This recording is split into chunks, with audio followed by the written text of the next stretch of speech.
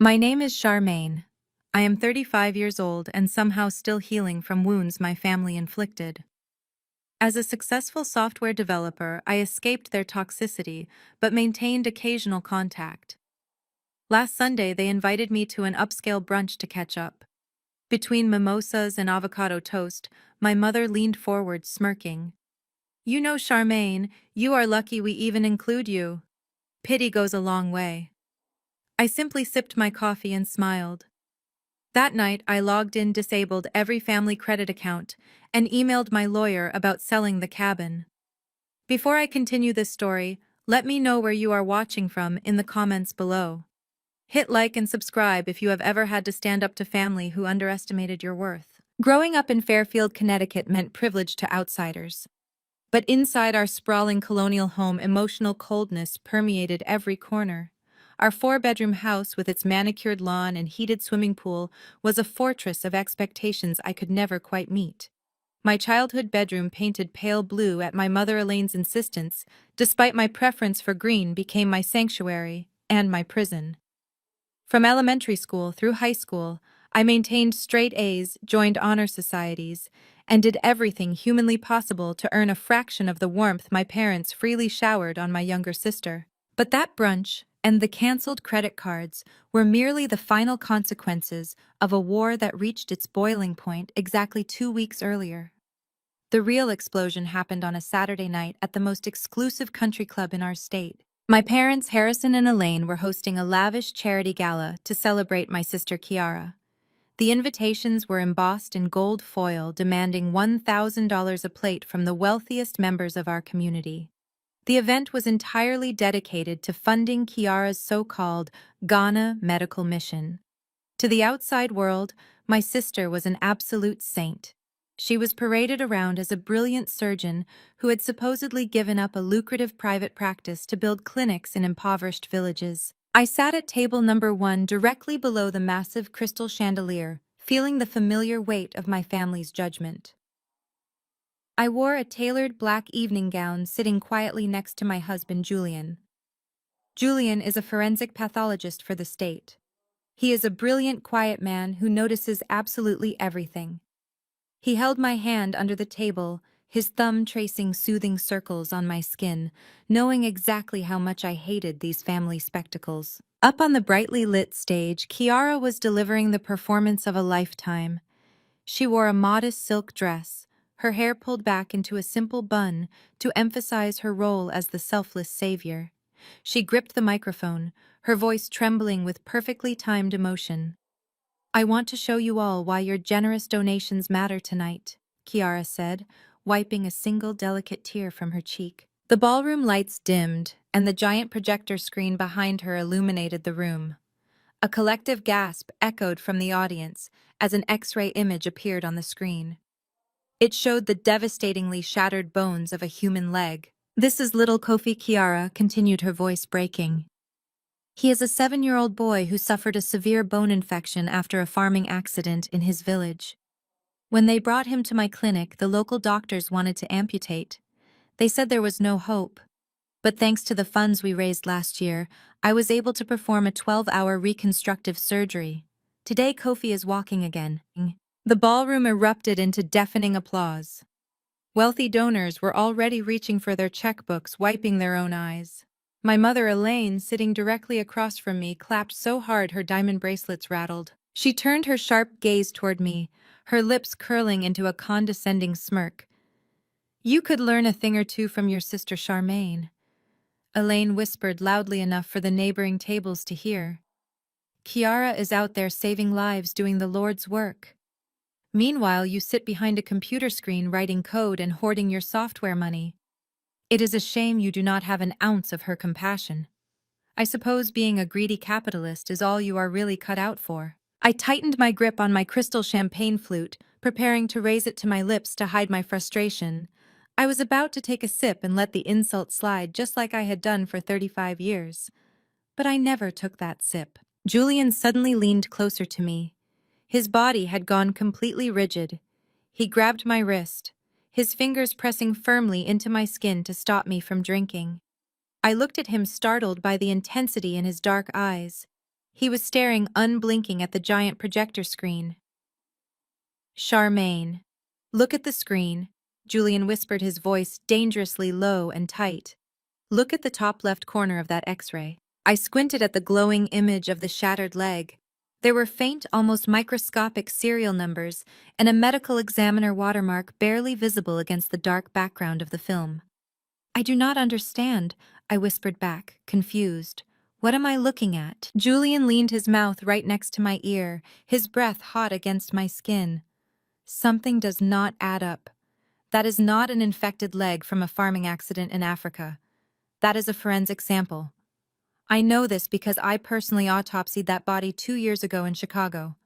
That patient was a 32-year-old man who died from a point-blank shotgun wound to the femur during a gang dispute. Your sister is lying. Check her story. I froze. The blood drained entirely from my face. The booming applause of the country club faded into a muted, ringing buzz in my ears. I stared at the screen, then looked back at Kiara, who was bowing humbly to the standing ovation. Her husband Desmond was standing off to the side of the stage, grinning like a predator and clapping his hands. Desmond was the chief financial officer of her charity. He managed all the money. A cold, horrifying realization washed over me. If Kiara was lying about the surgery, if she was using stolen forensic X-rays to solicit donations, then where were the hundreds of thousands of dollars actually going? The applause finally died down, and the servers began bringing out the main courses. Kiara stepped off the stage, immediately swarmed by wealthy socialites, handing her checks and praising her sacrifice. I watched her perfectly manicured hands gladly accepting the envelopes. "Excuse me," I said to my mother, pushing my chair back from the table. "I need to use the restroom." I did not wait for her snide response. I walked quickly across the ballroom, my eyes locked on my sister. I waited until Kiara excused herself from a group of adoring fans and slipped down the quiet carpeted hallway leading to the VIP lounge. The hallway was empty, lined with expensive oil paintings and heavy velvet curtains. I followed her, my heart hammering against my ribs. When I turned the corner, I saw her standing alone in front of a gilded mirror, reapplying her lip gloss. The fake humility was completely gone from her face. She looked deeply satisfied, admiring her own reflection. "Kiara," I said, my voice echoing slightly in the quiet corridor. She turned around, annoyed at the interruption. "Oh, Charmaine. I am surprised you are still here. I figured you would have left by now since no one is paying attention to your boring software company." I walked slowly toward her, stopping just a few feet away. I did not raise my voice. I did not yell. I just looked her dead in the eyes. "Who is the boy on the screen, Kiara?" I asked, my tone ice cold. My tone ice. She rolled her eyes and crossed her arms. "I literally just gave a whole speech about him. His name is Kofi." "No, it is not." I took another step closer. "My husband is a forensic pathologist. He recognized the X-ray you just showed to 300 people. It belongs to a homicide victim from Chicago, dead for 2 years. So I am going to ask you one more time. What exactly are you doing, and where is all this money going?" For a fraction of a second, the mask completely slipped. The color vanished from Kiara's perfect face. Her blue eyes widened in genuine, unfiltered panic. She looked like a cornered animal. She opened her mouth to speak, but no words came out. Her chest began to heave as she realized her massive, carefully constructed lie was unraveling right in front of the sister she despised. But before Kiara could formulate a single lie, the heavy wooden door of the hallway swung open. My mother Elaine stormed in, her heels clicking aggressively against the marble floor. She took one look at the scene, saw Kiara's pale face, and immediately drew her own conclusions. "What is going on here?" Elaine demanded, inserting herself firmly between me and my sister. "Mom." Kiara whimpered, instantly turning on the tears. The panic on her face vanished, replaced by the flawless performance of a victim.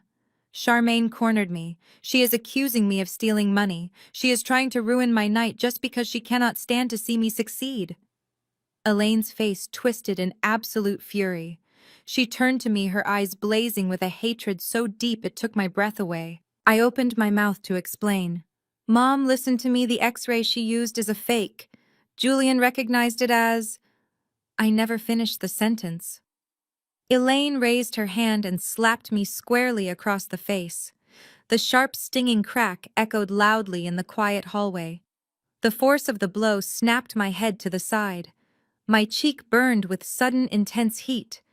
I stood there completely stunned, tasting a faint metallic hint of blood where my teeth had caught the inside of my lip. "You jealous, spiteful creature," my mother hissed, her voice trembling with rage. "You cannot stand it, can you? You cannot stand that your sister is a beautiful, giving doctor, while you are nothing but a cold, calculating machine. You will never be half the woman she is. If you ever harass the guest of honor again, I will make sure you never step foot in our home or our church for the rest of your miserable life." She grabbed Kiara by the shoulders, wrapping her arms protectively around the golden child. "Come on, sweetheart," Elaine cooed softly. "Let us go back inside. People are waiting to give you their donations." I stood alone in the hallway, my hand slowly rising to touch my burning cheek. I listened to their footsteps fading back into the ballroom. The initial shock began to wear off, replaced by something entirely different. A deep, cold, calculating clarity settled over my mind. They thought I was just a jealous sister. They forgot that I build software systems designed to track missing data and uncover hidden financial discrepancies. They forgot exactly who they were dealing with. I took a deep breath, letting the coolness of the hallway settle my racing pulse. Before I could even turn toward the exit, heavy footsteps echoed from the ballroom entrance. It was my father, Harrison.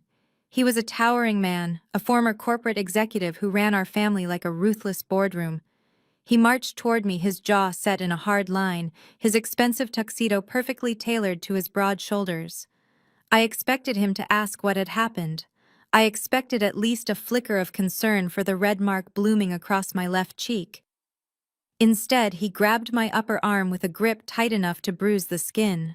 "What is wrong with you?" he hissed, his voice a low, dangerous rumble that vibrated in the quiet corridor. "Your mother just told me you are back here harassing your sister, making wild accusations and trying to ruin the most important night of her career. You are a disgrace, Charmaine. I have tolerated your distant attitude for years, but I will not allow you to sabotage this family." I tried to pull my arm away, but his iron grip only tightened, his fingers digging into my muscle. "Dad, listen to me. Kiara is lying to all of you. Julian saw the X-ray. It is a fake. She is using a forensic photograph of a murder victim to scam these people. She is not performing any surgeries." Harrison did not even blink. He did not care about the truth. He only cared about the optics and the immense social capital the charity brought him. "I do not care what your husband thinks he saw," Harrison sneered, leaning in close until I could smell the strong mint on his breath. "Kiara is the face of this family. She brings us prestige.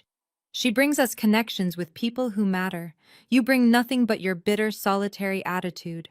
Now you are going to walk back into that ballroom with me, and you are going to fix this absolute mess. You are going to make a public show of support for your sister right now, or so help me, I will dismantle everything you care about." I scoffed, finally yanking my arm free with a violent jerk. "You cannot force me to do anything. I am an adult, and I do not need your approval anymore. I am leaving."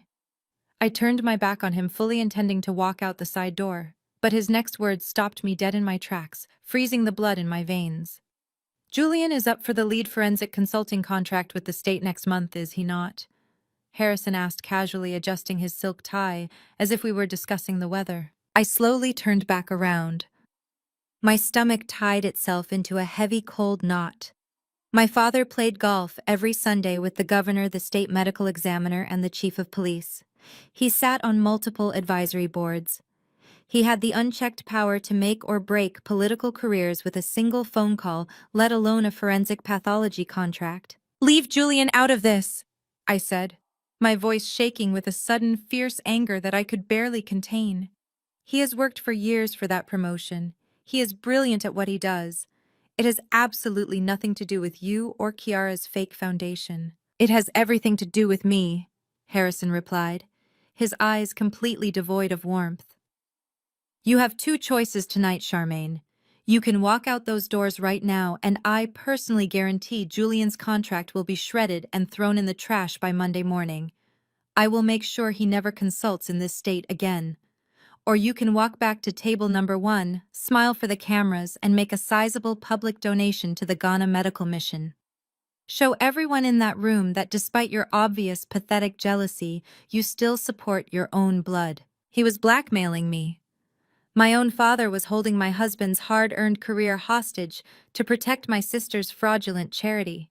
The injustice of it burned in my chest a suffocating heat that threatened to overwhelm my senses. But I thought of Julian.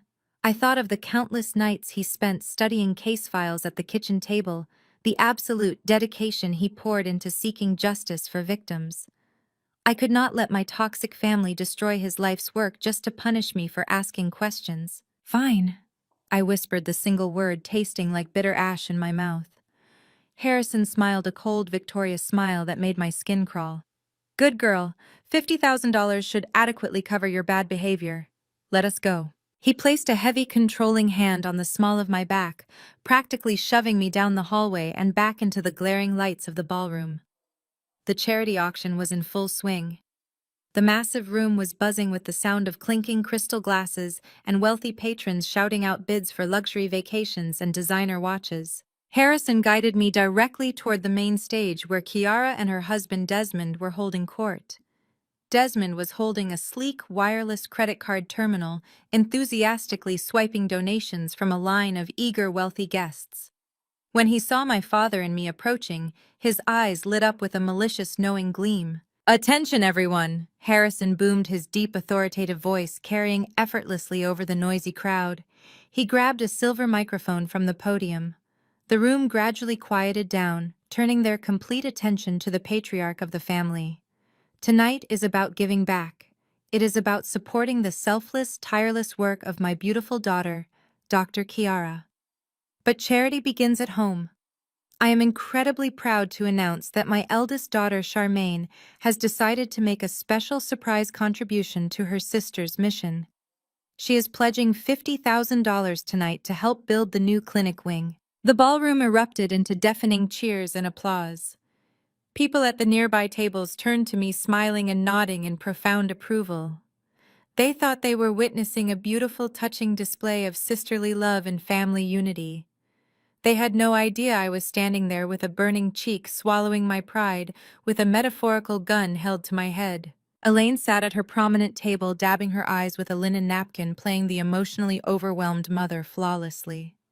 Kiara stood on the stage, her hands clasped delicately over her heart, looking at me with wide, innocent eyes. But underneath that angelic expression, I saw the triumphant sneer she reserved only for me. Desmond stepped forward, holding out the black card reader. He was wearing a custom-tailored tuxedo that easily cost more than my first car garments, undoubtedly bought and paid for by the very charity funds he was supposedly managing for the poor. Thank you so much for your incredible generosity, Charmaine, Desmond said smoothly, his voice dripping with thick, fake sincerity. We accept all major credit cards, of course. I looked past him to the floor where Julian had stood up from our table. His fists were clenched tightly at his sides, his jaw set in rigid anger. He knew exactly what was happening. He knew I would never give these vile people a single dime willingly. He started to walk toward me, ready to intervene, ready to throw his own career away to protect my dignity and stop the extortion. I caught his eye and gave my head a tiny, imperceptible shake. I could not let him do it. I had to protect him. I opened my designer clutch and pulled out my heavy metal black card. My hands were remarkably steady, though the blood roaring in my ears was practically boiling. I handed the card directly to Desmond. He took it with a slick smile and slid it swiftly through the machine. The terminal beeped approvingly, verifying the massive transfer of funds. Desmond handed the card back along with a long printed receipt. As I reached out to take the slip of paper, he leaned in just an inch closer so no one else could hear. Better luck next time, sis. Desmond whispered, his hot breath smelling strongly of expensive scotch. He gave me a slow, exaggerated, mocking wink that made my stomach turn. I took my card, turned on my heel, and walked straight toward the exit without uttering a single word. I did not look at my father. I did not look at my mother. I just walked, my head held high, my posture perfectly straight, until I pushed through the heavy glass doors and out into the cool, refreshing Connecticut night air. Julian was right behind me, his strides long and urgent. He tossed the valet ticket to the attendant and turned to me, his eyes blazing with protective fury. "I am going to kill him," Julian said, his voice dropping an octave with pure rage. "I am going to walk back in there and break Harrison's jaw." "Charmaine, why did you do that? $50,000. I do not care about the state contract. I only care about you." "I know," I said, softly reaching out to touch his tense arm. "And that is exactly why I paid it. Because they think they won. They think they put me in my place and bought my silence. Let them celebrate, Julian. Let them get drunk on their own arrogance. They just made a $50,000 mistake." The valet pulled up with our car. We got in the heavy doors, shutting out the sounds of the country club. The drive home was completely silent, the tension thick and heavy in the dark cabin of the vehicle. But it was not a defeated silence. It was the calm, calculated quiet before a massive, destructive storm. When we finally arrived at our house, the digital clock on the dashboard read midnight. Julian headed upstairs to check on our 5-year-old daughter, who was sound asleep under the watchful eye of the overnight babysitter. I did not go upstairs. I walked straight down the hall into my home office, closed the solid oak door, and firmly locked it behind me. I turned on my modern desk lamp, casting a sharp circle of light over my massive dual monitors. My family thought of me as just a quiet, boring software developer. They grossly misunderstood what I actually did for a living. My company built the highly secure encrypted auditing platforms used by the largest healthcare networks and insurance conglomerates in the country. We tracked insurance fraud, billing discrepancies, and phantom patients. My administrative access levels bypassed standard public registries and tapped directly into federal medical compliance databases. I hunted white-collar criminals for sport. I sat down in my leather ergonomic chair and woke up my computer. The screens flared to life, reflecting brightly in my eyes. I opened my proprietary secure portal and logged in using my complex multi-factor authentication keys.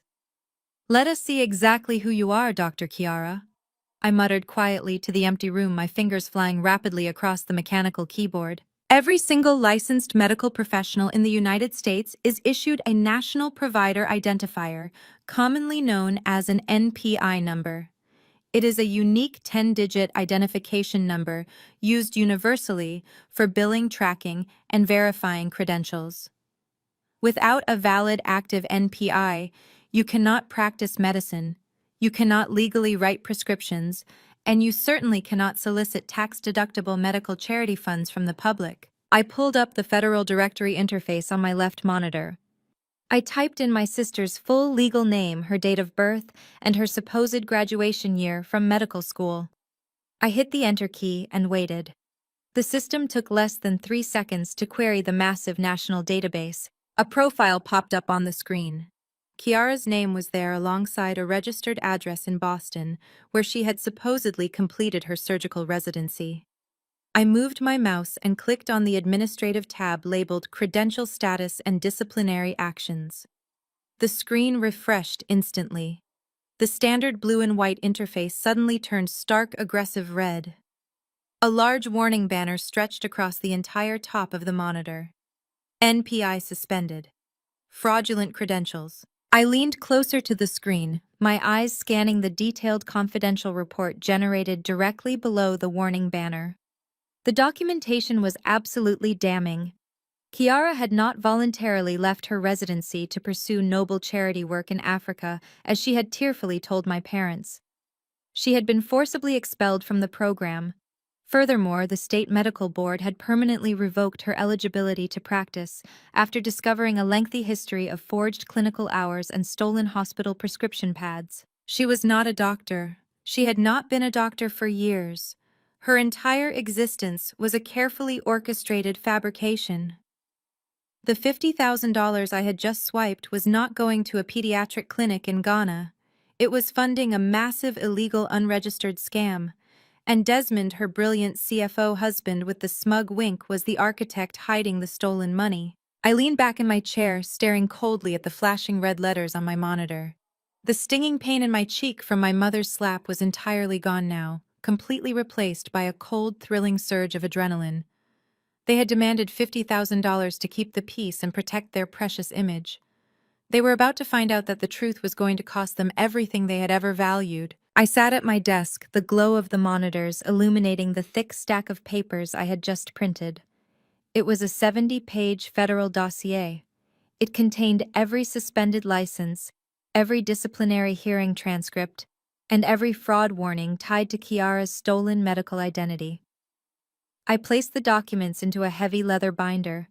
I knew exactly where I needed to go first to stop the bleeding. Our family attended Greater Light Fellowship, a mega church that functioned more like a country club.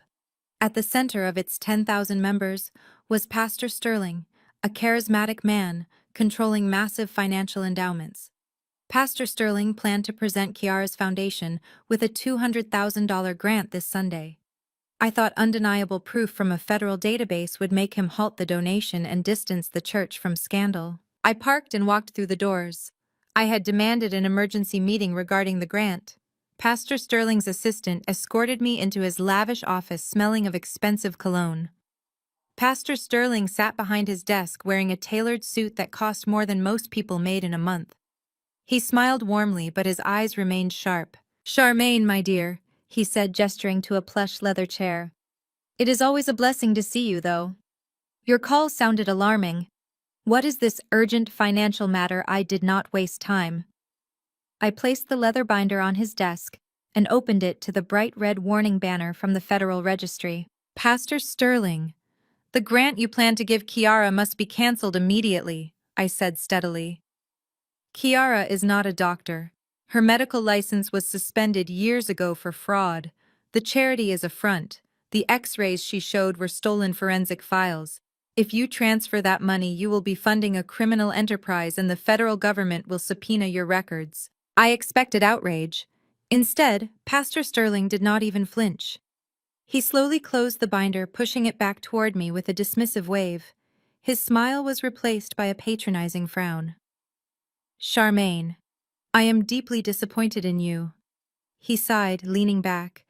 "I hoped the Holy Spirit would have softened your heart, but I see jealousy is still strangling your soul." I stared at him, completely baffled. "Did you not hear what I just said? I have federal documents right here. This is not a family squabble. This is wire fraud. These documents are nothing but printed pages." "You likely doctored yourself," Pastor Sterling said smoothly, his voice taking on the practiced, authoritative tone he used during his sermons. "You run a computer company. You know how to manipulate data. Desmond warned me you might try something like this." My blood ran cold. "Desmond came to see you," I asked, my voice barely above a whisper.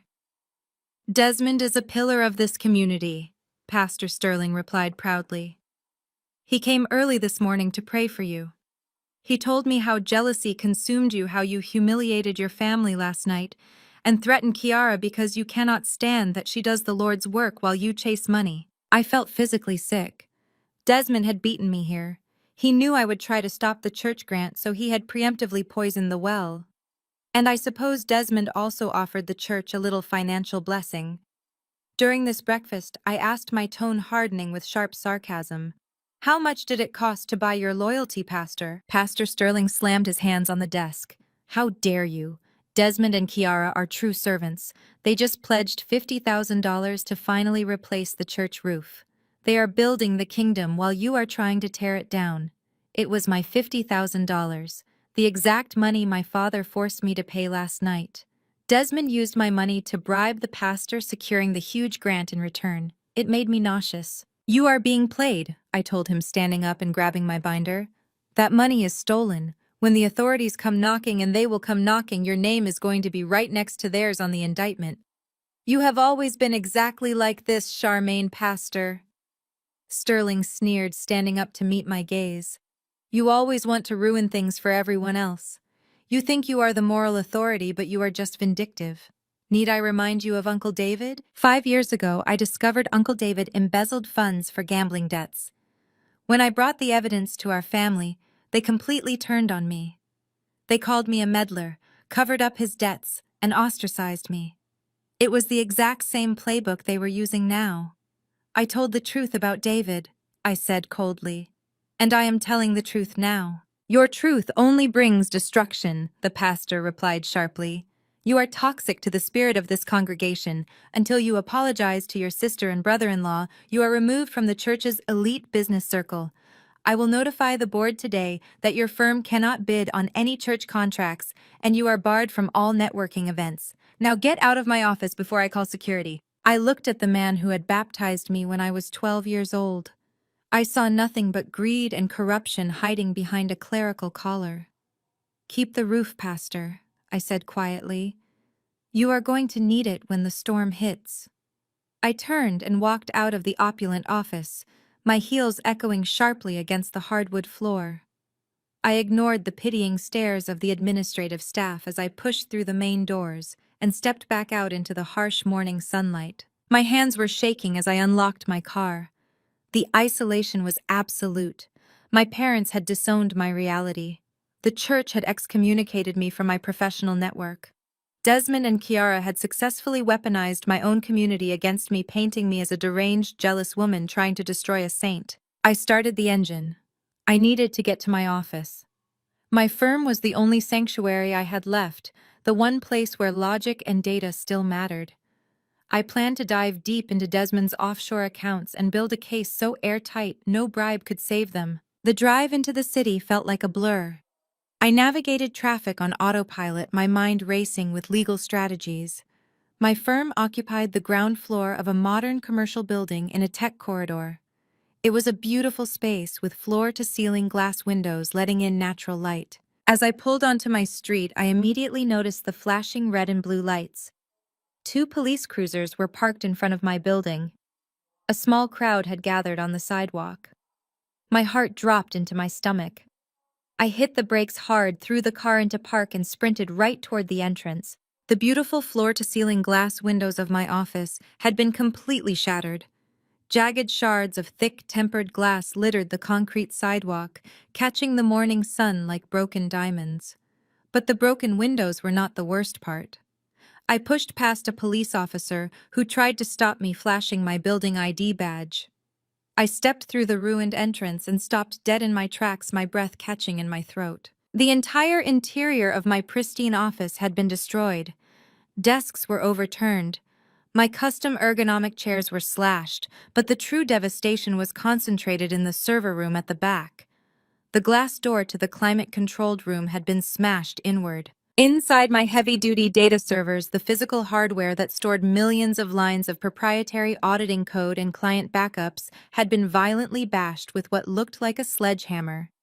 And poured over every single damaged server rack, every shattered monitor, and splashed violently across the white walls was thick, wet, incredibly bright red paint.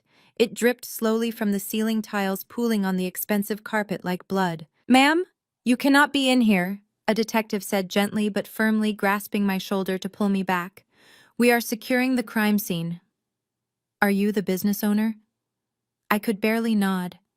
My eyes were locked on the largest wall of the office directly above the reception desk.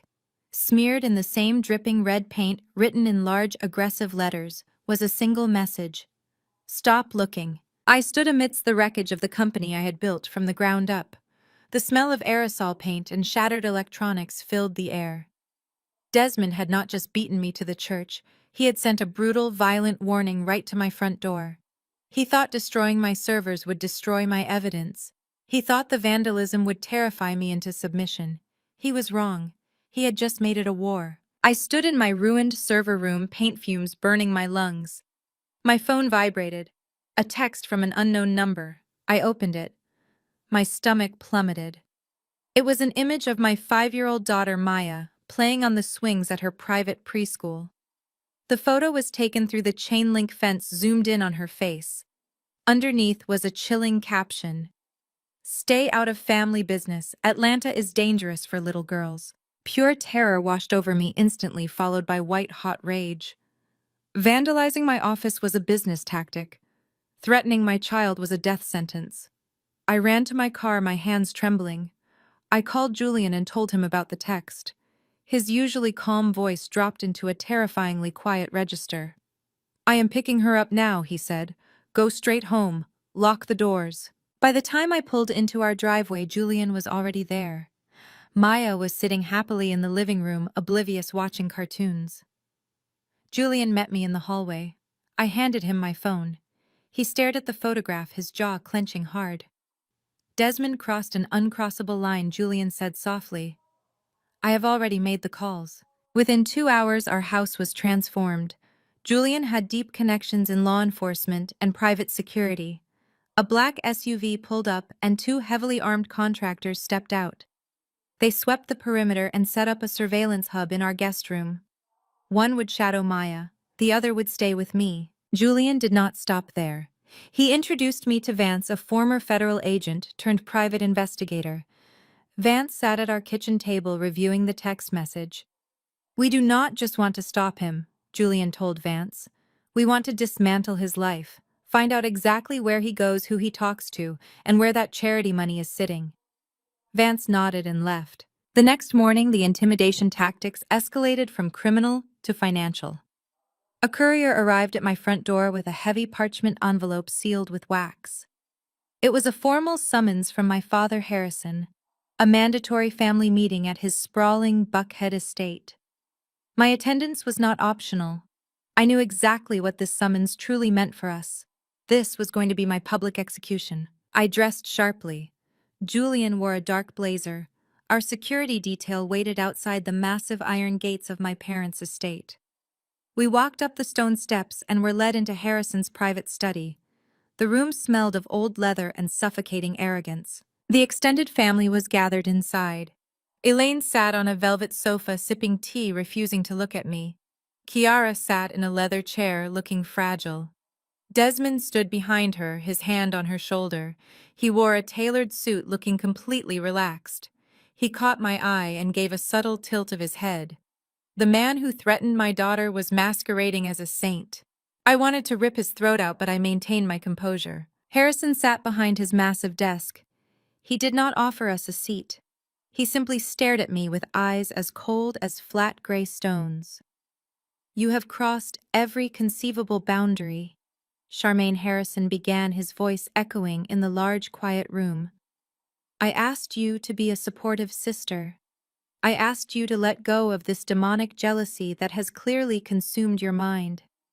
Instead, you marched into our church, harassed Pastor Sterling, and tried to poison the very foundation of Kiara's life-saving work. You are trying to destroy the family name. I am trying to protect the family name, I countered smoothly, keeping my voice perfectly level. Desmond destroyed my servers yesterday. He sent a threat to my daughter. Are you really going to sit there and pretend this is about jealousy? Elaine gasped loudly, placing a hand over her heart. Listen to her lies, she cried out. Desmond was at the church praying for you yesterday morning. He would never do such a thing. You are completely delusional. Harrison slammed his hand flat against the desktop. The loud smack made everyone in the room jump, except for Julian and me. Enough, Harrison bellowed. I will not listen to another word of these psychotic fabrications. I warned you, Charmaine. I told you what would happen if you continued this crusade against your own blood. He pulled a thick legal document from his desk and threw it onto the mahogany surface. This is my revised will and the updated family trust, Harrison announced with absolute finality. The trust is currently valued at $5 million.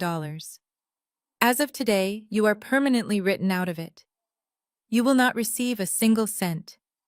Your inheritance will be reallocated directly to Kiara's charity, where it will be used for actual good, rather than fueling your bitter existence. You are no longer a beneficiary. Silence hung heavily in the room. They all watched me, waiting for the breakdown. They expected tears. They expected me to beg, to apologize, to retract my statements in a desperate bid to reclaim my millions. They thought money was my ultimate weakness because it was certainly theirs. I looked at the legal document, then at my father without blinking. Keep your money, Harrison. It is tainted anyway. If you want to blindly hand your legacy over to a fraud, that is your mistake to make. But do not expect me to mourn the loss of funds I never needed. I built my own wealth. You cannot control me with a trust fund. Harrison's face flushed. He hated that his ultimate weapon had failed to break me. Kiara, clearly sensing the shift in power, decided it was time for her final theatrical performance. She stood up from her chair holding a beautifully wrapped package tied with a silk ribbon. Charmaine, Kiara said, her voice dripping with fake syrupy sweetness. I do not hate you. I really do not. I know you are deeply unwell. But I cannot let you keep spreading these horrible rumors about my medical background. It is hurting the children I am trying to save. So I brought you a gift. I want you to have this so you can finally find some peace and accept the truth. She walked slowly across the Persian rug and handed me the package. I did not take it. Julian reached out and calmly accepted it on my behalf. He untied the silk ribbon and pulled away the expensive wrapping paper. Inside was a large, ornate mahogany frame. Beneath the polished glass was a pristine, officially stamped medical license. It bore Kiara's full name, a graduation date, and the shiny gold foil seal of the State Medical Board. It looked incredibly official. It looked perfect. This is a certified, notarized copy of my medical license, Kiara said proudly, turning to look at our parents for their beaming approval. Elaine smiled, dabbing away a proud tear. I hope this finally puts your ridiculous accusations to rest, Charmaine. You can hang it in your office. Oh, wait. I heard you had some vandalism issues. That is so unfortunate. Desmond smirked. I kept my face blank, though the fury inside me was a raging inferno. Julian held the heavy frame in his hands. He did not look angry. In fact, he looked mildly amused. He adjusted his glasses, holding the document up to catch the light streaming in from the large study window. He studied the paper with the meticulous surgical precision of a man who spent his life analyzing microscopic evidence. This is beautiful, Kiara, Julian said quietly. The framing is exquisite, top-tier work. Kiara lifted her chin. Thank you, Julian. I am glad at least one of you is willing to look at the facts. Julian tilted the frame, slightly tapping his index finger against the shiny gold foil seal pressed into the bottom corner of the document. Yes, the facts. It is a very convincing document. The font is correct. The signature of the board director looks highly accurate. There is just one tiny, unavoidable problem. What problem? Harrison demanded. Julian locked eyes with Kiara. The watermarked state seal embossed on this paper features the signature of Governor Thomas Bradley. He retired 10 years ago and passed away 3 years ago. The State Medical Board updates their official paper stock every election cycle. If you are going to pay someone to forge a federal license, you really should make sure they do not use outdated template paper from a decade ago. It is incredibly sloppy work. Kiara's mouth opened and closed. No sound came out. Desmond took a quick, uneasy step forward. My father stared at the frame in Kiara's hands, undeniably confused. I smiled. Check your sources next time, Doctor. Come on, Julian. We are done here. We turned our backs on the stunned room and walked out. The battle lines were drawn. We drove away from the Buckhead estate in complete silence. The heavy wrought iron gates closed behind us physically and symbolically, sealing off the only family I had ever known. I did not shed a single tear for the $5 million I had just lost.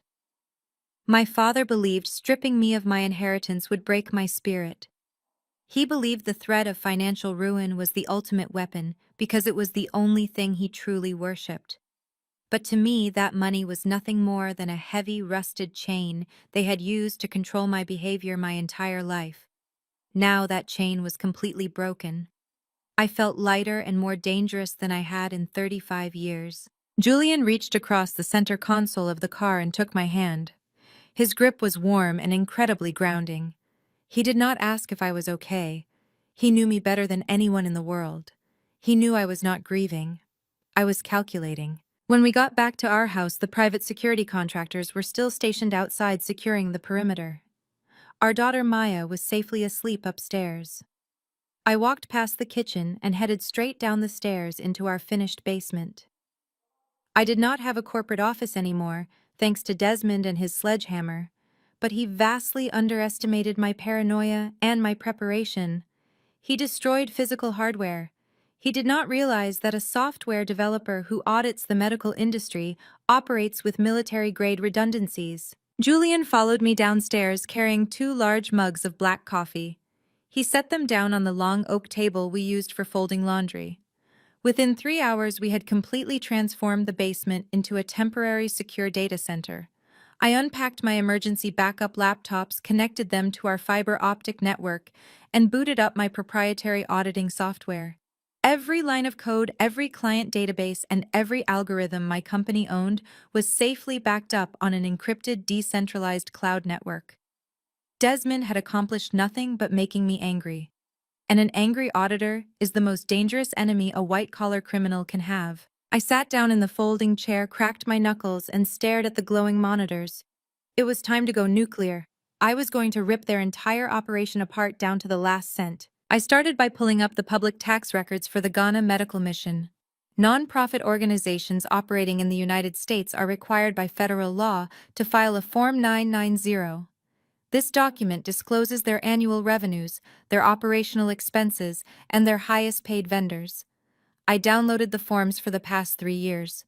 On paper, Desmond had filed the paperwork flawlessly. To the untrained eye or to a gullible church congregation, the charity looked like a shining beacon of global philanthropy. According to their own filings, the foundation had taken in over $3 million in tax-deductible donations over a 24-month period.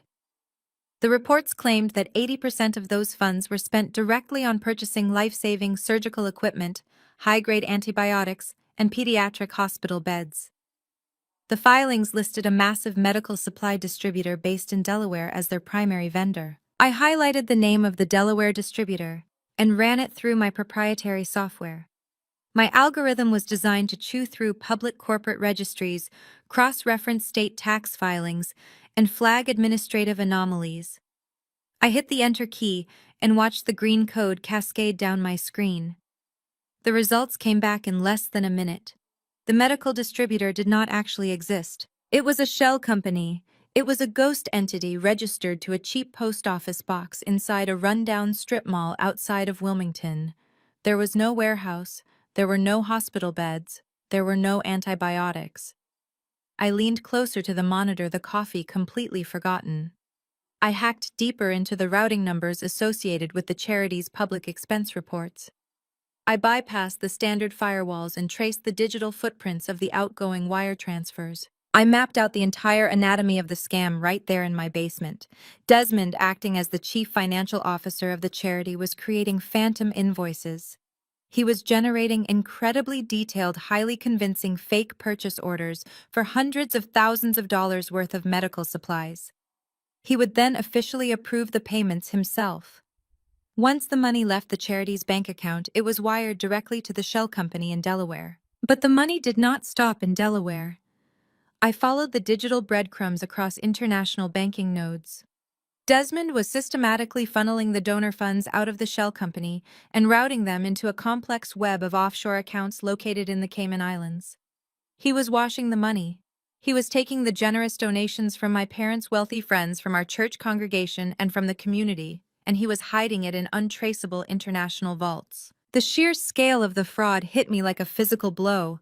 Kiara was not just a narcissist lying about being a doctor to get attention at country club dinners. She and Desmond were running a highly sophisticated, multi-million-dollar international Ponzi scheme. They were using the emotional appeal of sick children in Africa to fund a criminal enterprise. And my parents were their biggest, most vocal, most gullible investors. Julian stood behind my chair, his hands resting on my shoulders, his eyes reading the data scrolling across the monitors. He let out a low, quiet whistle. "They are stealing everything," Julian said, his voice laced with disbelief. "Every single dollar they collect. This is not just fraud, Charmaine. This is massive federal money laundering.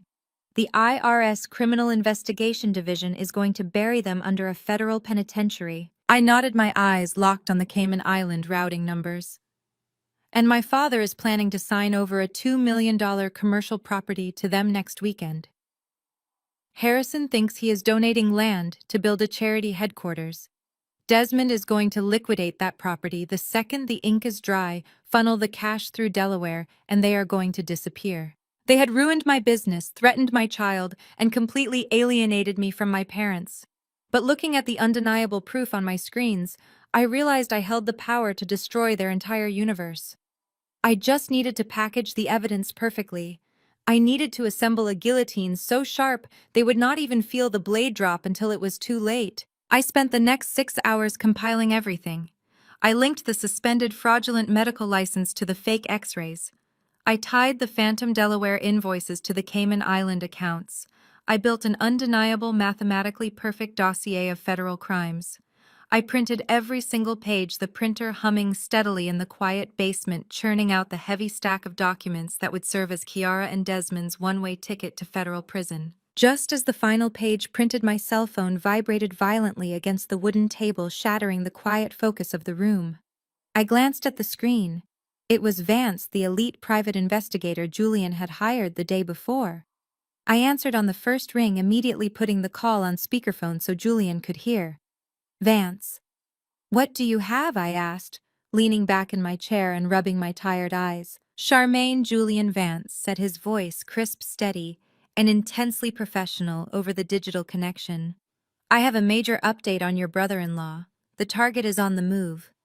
Tell me, Julian said, leaning closer to the phone. According to the family group chat my mother had sent out earlier that week, Desmond was supposed to be halfway across the world. Kiara had tearfully told everyone at the gala that her brave husband was flying to Accra, Ghana for a month to oversee the construction of a new pediatric wing. She had even posted a photo on her social media of Desmond standing at the international terminal at the Atlanta airport holding a duffel bag and waving goodbye.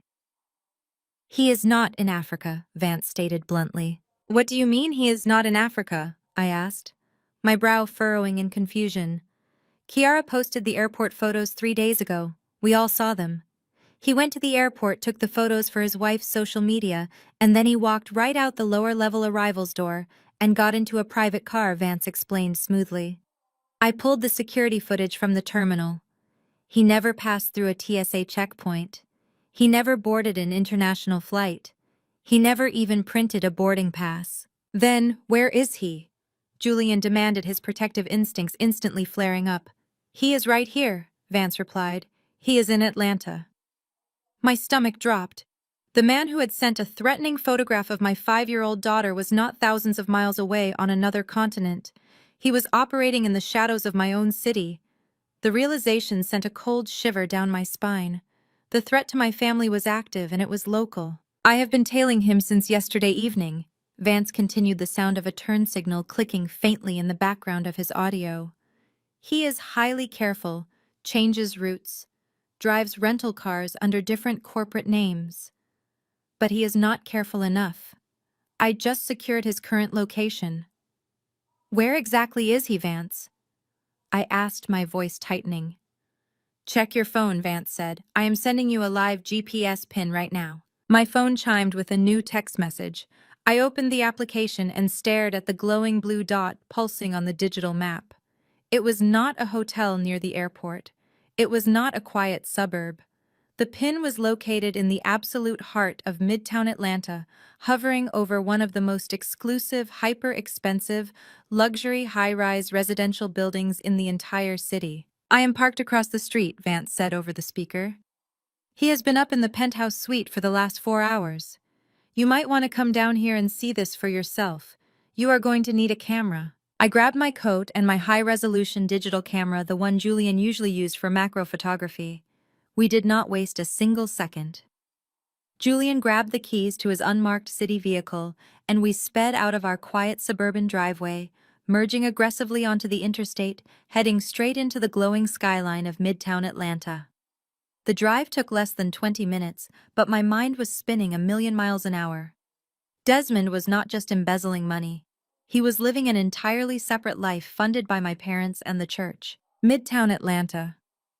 At night is a playground for the wealthy. Towering glass skyscrapers reflect the city lights, surrounded by high-end restaurants and exclusive clubs. Vance had sent us the address to the Sovereign, one of the most heavily guarded, ridiculously expensive residential buildings in the state. You did not just walk into the Sovereign. It had biometric security, 24-hour concierge service, and private elevators. We pulled up to the corner of Peachtree Street and parked in a dark alley a block away. Vance was leaning against a brick wall wearing a nondescript dark jacket blending perfectly into the shadows. He approached our car as we stepped out. "He is still up there," Vance said softly, handing me a small digital tablet displaying a floor plan. "Penthouse Suite B. He leases it under the Delaware Shell Company name. I have a contact inside the building management who owes me a favor." He gave me a temporary keycard that grants access to the VIP parking garage and the private elevator bay serving the top floors. "Let us go," Julian said, his jaw locked tight. We walked briskly to the rear entrance of the massive glass tower. Vance swiped the cloned access card, and the heavy steel door clicked open. We bypassed the glamorous main lobby, entirely stepping into the immaculate, brightly lit underground parking garage reserved exclusively for penthouse residents. The garage looked like a luxury car dealership. Ferraris, Bentleys, and custom Porsches lined the pristine concrete floor. "We need to get eyes on the penthouse level before he leaves," I whispered, clutching my camera tightly. Vance led us to the private elevator bank. He swiped the card again, and the polished brass doors slid open. We stepped inside the mirrored cabin, and Vance pressed the button for the 52nd floor. My stomach dropped as the high-speed elevator shot upward. I checked the battery and memory card on my camera, making sure the settings were perfect for low-light video recording. The elevator chimed softly as we reached the top. The doors opened to a breathtakingly opulent hallway. The walls were lined with dark mahogany paneling and modern art. Thick plush carpets absorbed the sound of our footsteps. There were only 2 doors on this entire floor, Penthouse A and Penthouse B. We positioned ourselves at the far end of the long corridor, slipping into a recessed alcove near the emergency stairwell. It provided the perfect vantage point. We waited in suffocating silence. 5 minutes passed, then 10. The anticipation made my skin crawl. Finally, the heavy double doors of Penthouse B clicked and swung open. I raised my camera, hit the record button, and held my breath. Desmond stepped out into the hallway. He was not wearing the tailored business suits he wore to church, nor the casual travel clothes Kiara had posted on her social media. He was wearing an expensive silk shirt unbuttoned at the collar, a gold chain resting against his chest, looking completely relaxed and thoroughly arrogant. But he was not alone. A woman stepped out behind him. She was stunning, with long dark hair cascading down her back and flawless glowing skin. She wore a tight designer maternity dress that hugged her curves. She was heavily, undeniably pregnant, easily in her 3rd trimester. Desmond turned to her with a look of absolute adoration. It was a look I had never once seen him give my sister.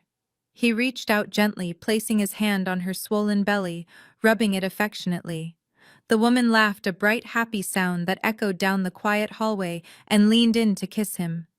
Desmond wrapped his arms around her, kissing her back deeply and passionately. My hands shook with a volatile mixture of disgust and vindication. I kept the camera perfectly steady, capturing every single frame in crisp, high-definition video. My sister was a cruel, narcissistic fraud, but witnessing the sheer scale of her husband's betrayal was still staggering. Desmond was using Kiara as a shield, letting her play the noble doctor, while he siphoned the millions she raised to fund a secret family in a luxury penthouse. "Ready for dinner, baby?" Desmond asked, his voice carrying clearly down the corridor. "I am starving," the woman replied, slipping her arm through his. "And your son is kicking like crazy. He wants steak." "Whatever my boy wants, my boy gets." Desmond laughed smoothly. "Let us take the new car." They walked toward the elevator bank, completely unaware of the camera lens tracking their every move from the shadows. Vance gestured toward the emergency stairwell. We slipped through the heavy fire doors just as Desmond pressed the elevator button. We practically flew down the concrete stairs, our hearts pounding, racing them back down to the VIP parking garage. By the time we reached the bottom and cracked the stairwell door open, Desmond and his pregnant mistress were stepping out of the elevator. We watched from the darkness of the stairwell as they walked toward a designated parking spot near the exit. Desmond pulled a sleek key fob from his pocket and pressed a button.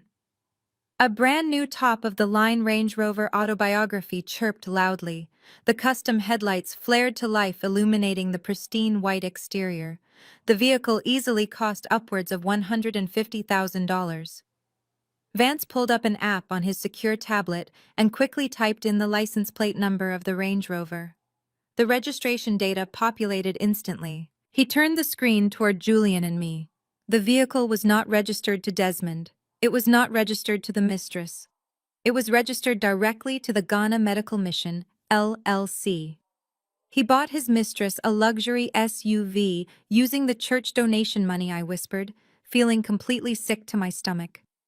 He is driving a vehicle funded by people who think they are buying hospital beds for dying children. I aimed the camera through the narrow crack in the stairwell door, zooming in on the license plate, then panning up to capture Desmond opening the passenger door for the pregnant woman. He helped her inside with incredible care, kissed her cheek one more time and walked around to the driver's seat. The powerful engine roared to life, echoing off the concrete walls of the garage.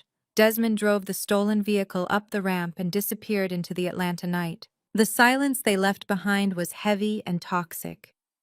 I stopped recording and looked down at the digital screen on my camera. I had the ultimate weapon resting right in the palm of my hand. I had irrefutable high-definition proof that Desmond was a monster. The financial records I found in my basement proved the fraud, but this video proved the absolute moral bankruptcy of their entire existence. My thumbs hovered over the touchscreen. I pulled up my text messages and found Kiara's contact name. A fierce, dark urge seized my chest. I wanted to send the video to her right now.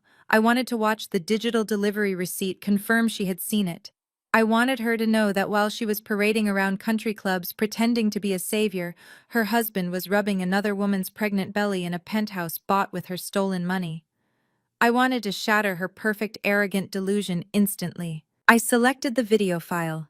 I hit the attach button. My finger hovered right over the send icon.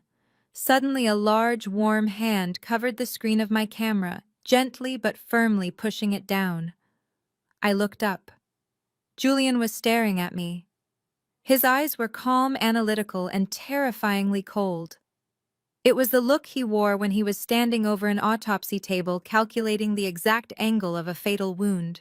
"Do not do it," Charmaine, Julian said, his voice a low, steady hum in the quiet garage. "Why not?" I demanded, my voice trembling. "She deserves to know." Julian shook his head slowly. "If you send that video now, you give them a chance to scramble. Think about how your family operates. If you warn them privately, your father will instantly go into damage control mode to protect his reputation. They will hire lawyers to quietly divorce Desmond. They will sweep the fraud under the rug. Desmond will flee the country with the Cayman Island money. Do not just break her heart, break the whole syndicate." Julian was right. A private confrontation would only allow them to control the narrative. They had spent their entire lives manipulating the truth to protect their pristine image. If I gave them a head start, Harrison would bury the evidence under a mountain of expensive non-disclosure agreements. Desmond would vanish into the wind, and Kiara would somehow twist the story to make herself the tragic victim of a cheating husband. I needed to trap them all at once in a public arena where they could not escape. We drove back to our house in the suburbs. The security contractors nodded to us as we pulled into the driveway. I went straight back down to my basement data center. I sat in my chair and stared at the digital files I had compiled. The offshore accounts and the fake medical distributor proved the financial fraud. The video of the pregnant mistress proved Desmond was a monster. But I still needed the final piece of the puzzle. I needed to prove Kiara was fully complicit in the theft. Up until this point, a clever defense attorney could argue that Kiara was just a naive doctor whose husband had embezzled the funds behind her back. I needed undeniable proof that she was the co-architect of the entire scam. I leaned my head back, rubbing my temples. How do I get inside their daily communications? Desmond was too smart to use his company email for anything incriminating. Suddenly, a memory flashed through my mind. 4 years ago, our entire family had taken a miserable forced vacation to a luxury resort in the Bahamas. Harrison had demanded it for a family portrait. During that trip, Desmond had dropped his phone in the ocean. To keep up with his supposed charity emails, he had borrowed an old iPad I kept in my travel bag. I had created a temporary user profile for him on my family iCloud account so he could download his apps. He had used it for the rest of the week and handed it back to me at the airport. He never wiped the device. I shot out of my chair and sprinted upstairs to the hallway closet. I dug through a plastic storage bin filled with old electronics and tangled charging cables. At the bottom of the bin, under a stack of obsolete hard drives, was the silver iPad. I grabbed it and ran back down to the basement. I plugged the tablet into my computer tower and forced a hard boot.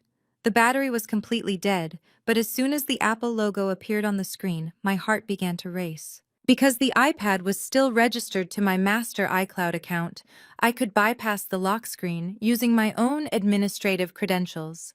The home screen loaded. I immediately opened the settings menu.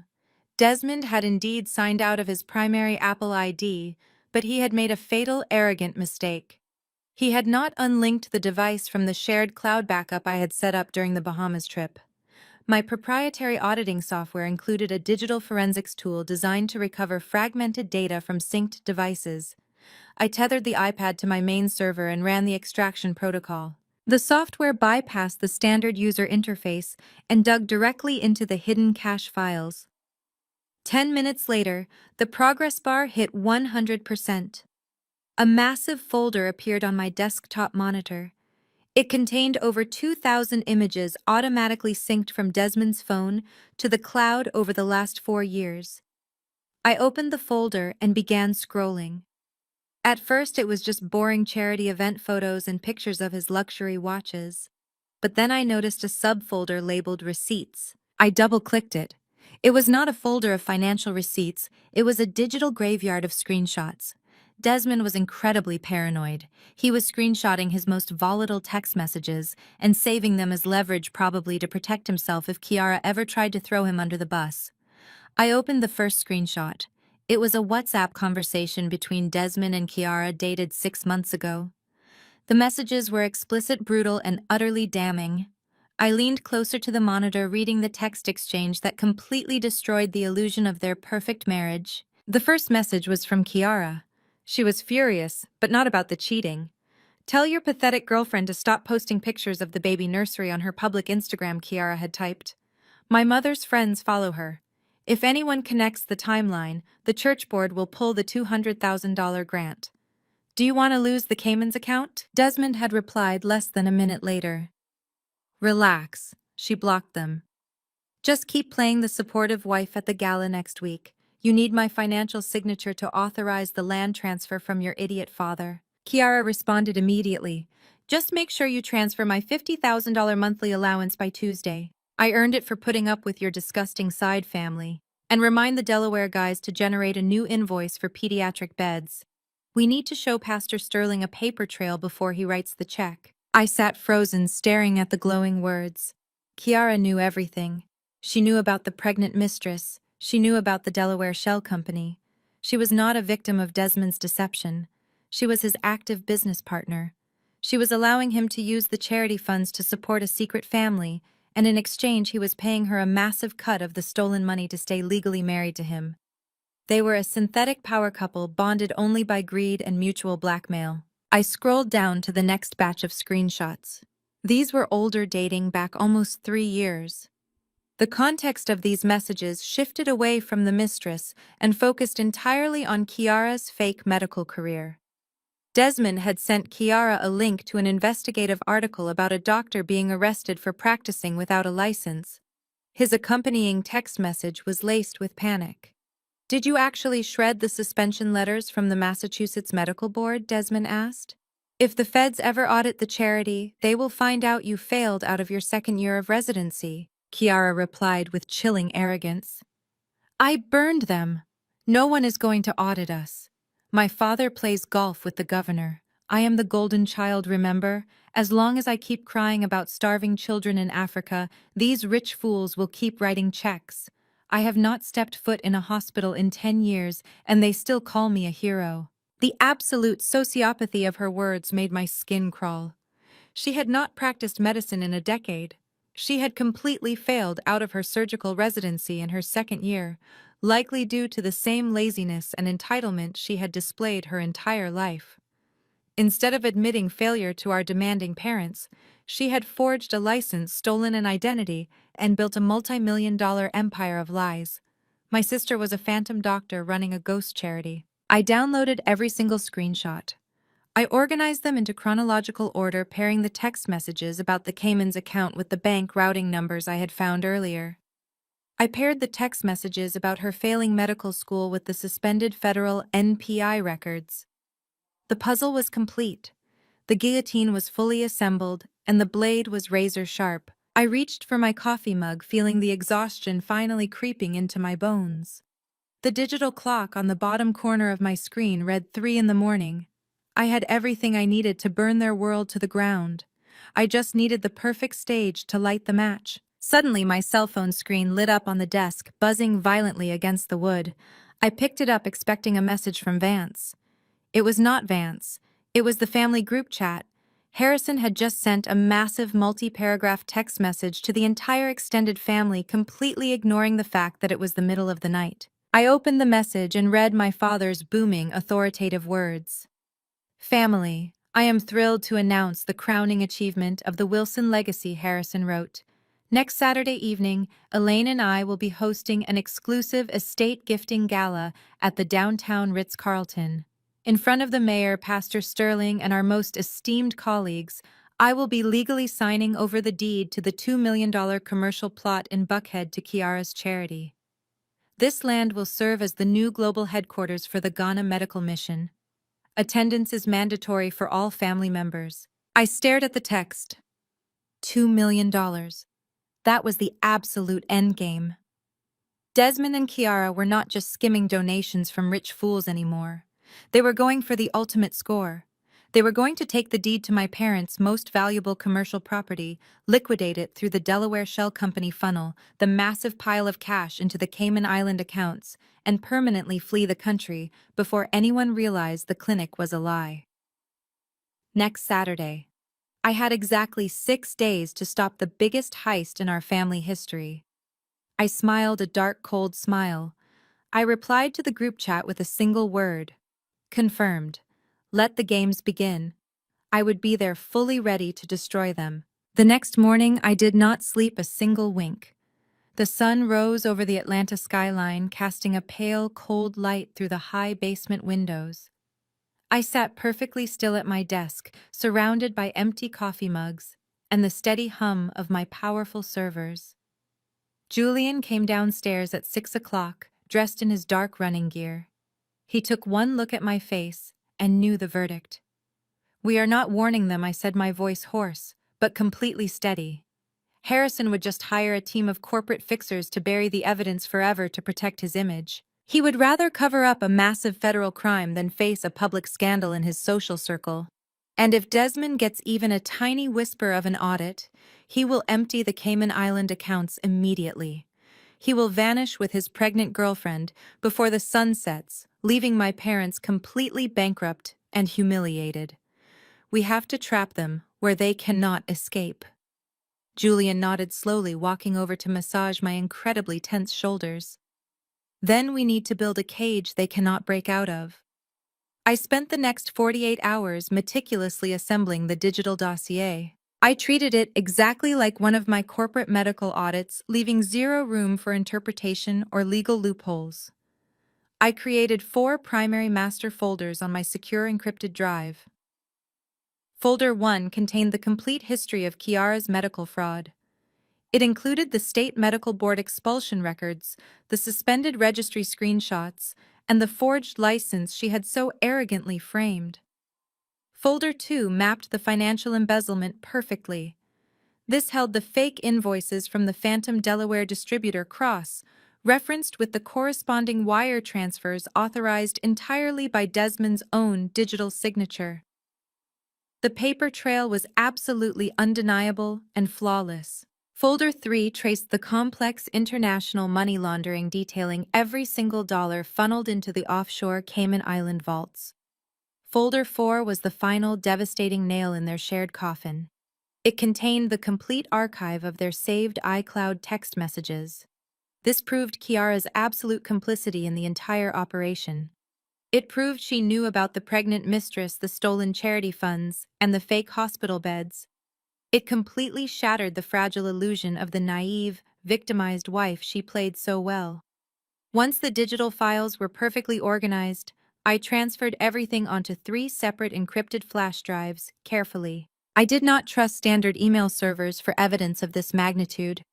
I also needed to bypass local authorities entirely. My father had far too much influence over the city police and the state judges. He played golf with them every Sunday. He funded their political campaigns generously. If I handed this massive case to the local precinct, the files would conveniently disappear into thin air, and I would likely be arrested for corporate espionage.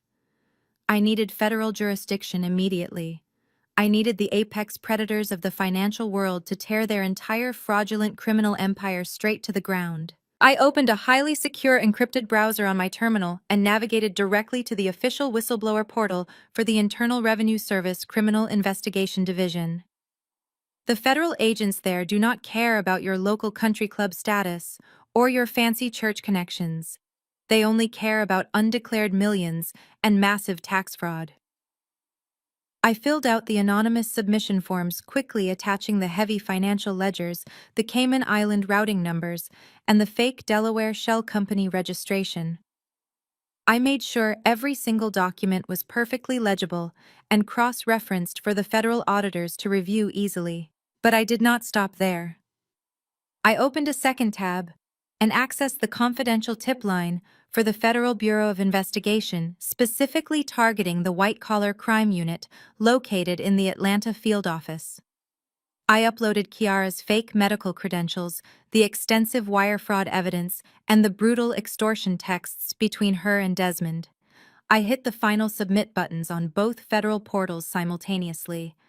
The large monitors flashed a bright green, confirming the successful receipt of the massive data packets. I leaned back heavily in my chair, my heart pounding a frantic rhythm against my tired ribs.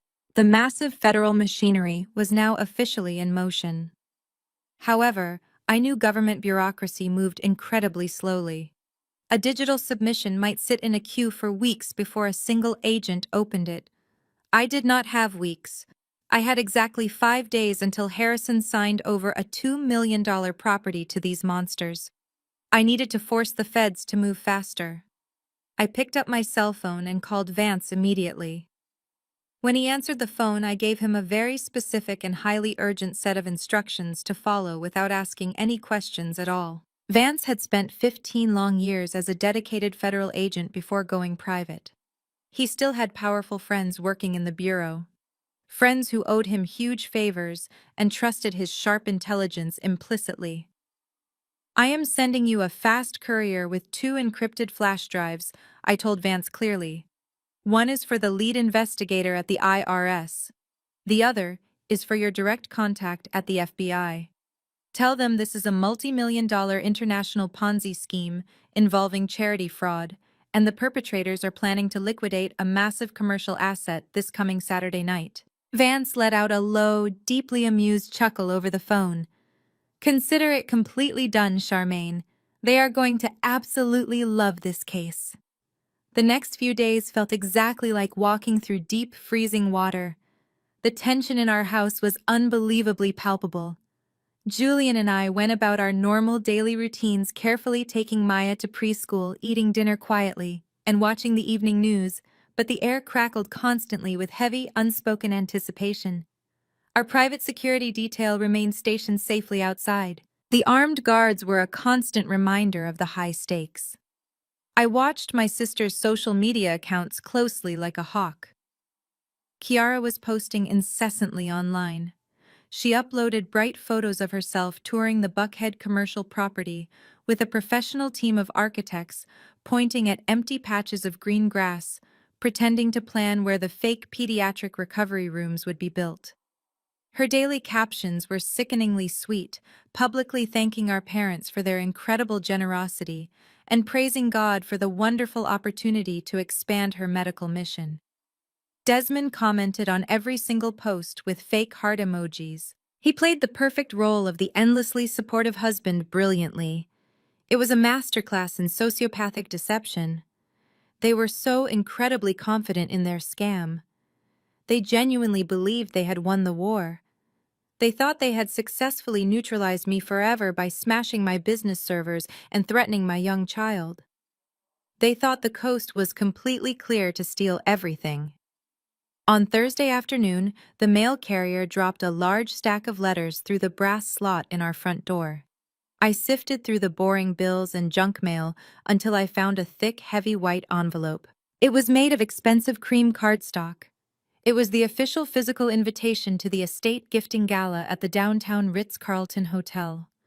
The dark ink calligraphy was incredibly elegant, spelling out my parents' names proudly as the generous hosts. But securely attached to the back of the formal invitation was a bright yellow sticky note. The handwriting clearly belonged to my mother, Elaine. It was written in sharp, incredibly aggressive strokes that dug deeply into the soft paper. I stared at the note, my blood running completely cold at the sheer audacity of her nasty words. The note read, "You are strictly required to attend this gala and clap for your sister. We expect you to sit at table 3 and smile nicely for the professional photographers. We will not tolerate any more of your jealous outbursts or psychotic accusations. If you do not show up and support this family publicly, you can consider yourself permanently dead to us. Do not ever call us again." I read the awful note 3 times. The manipulative cruelty of my mother was truly astonishing. She was using the massive threat of permanent excommunication to force me into participating. She wanted me to be a quiet prop in Kiara's victory lap. She wanted me to sit down while Desmond stole millions just to protect the aesthetic perfection of the Wilson family image. I walked directly into the kitchen, grabbed a black pen, and pulled the RSVP card from the envelope. The card had a simple checkbox for attendance and a blank line to write the exact number of guests. I firmly checked the box that said joyfully attending, then I moved my pen down to the guest line. I did not just write Julian's name down there. That morning, Vance confirmed my family's absolute worst fears. His federal contacts had reviewed every file on the flash drives. The prosecutors were staggered by the sheer volume and undeniable precision of the digital evidence. They had immediately secured emergency warrants to freeze the offshore Cayman Island accounts and authorize full arrests. But they needed a highly controlled environment to execute the takedown smoothly without giving Desmond a chance to run or destroy devices. I smiled down at the cream cardstock. On the extra guest line, I proudly wrote the number 2. My +2 were not going to be friends. My +2 were going to be 2 senior federal agents from the United States government. I sealed the envelope tightly and quickly dropped it in the outgoing mail. They wanted a beautiful, unforgettable night of absolute high society drama.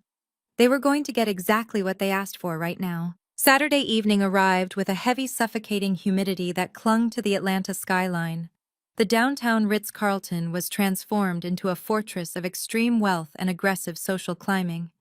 Valets in crisp white uniforms sprinted back and forth across the pristine driveway, opening the heavy doors of armored Maybachs, custom Bentleys, and stretched limousines. Flashbulbs popped blindingly near the red carpet entrance as local society photographers captured the arrival of the city elite. I stepped out of our car, smoothing the cool fabric of my emerald green silk evening gown. I had chosen this dress specifically because it was sharp, elegantly structured, and felt exactly like a suit of armor. Julian walked around the vehicle and offered me his arm.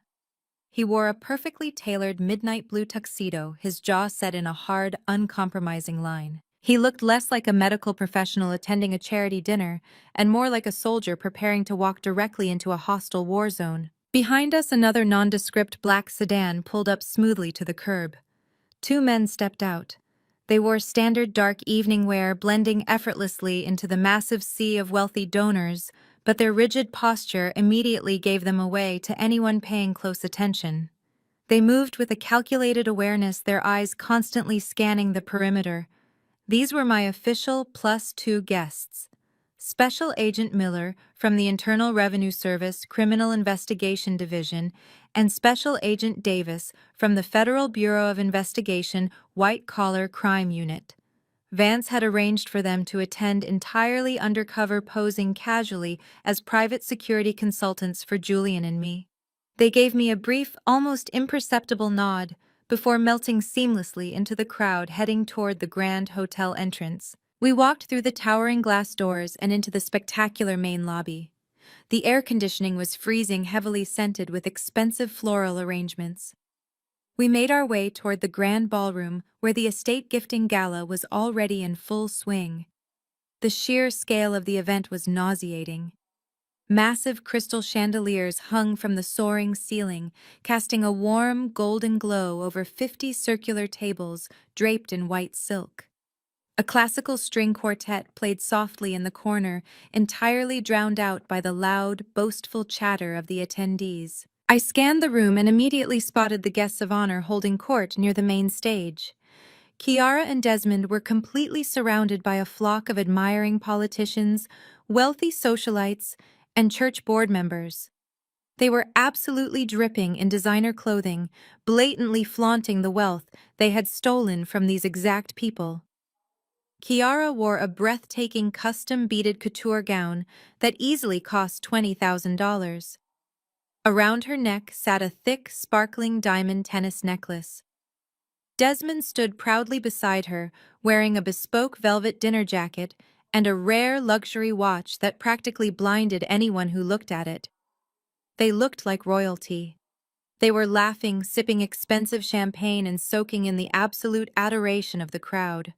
Every single diamond, every thread of silk, and every drop of champagne was paid for by the Phantom Hospital beds in Delaware. As Julian and I approached the entrance of the ballroom, my mother stepped directly into our path, physically blocking us from walking any further.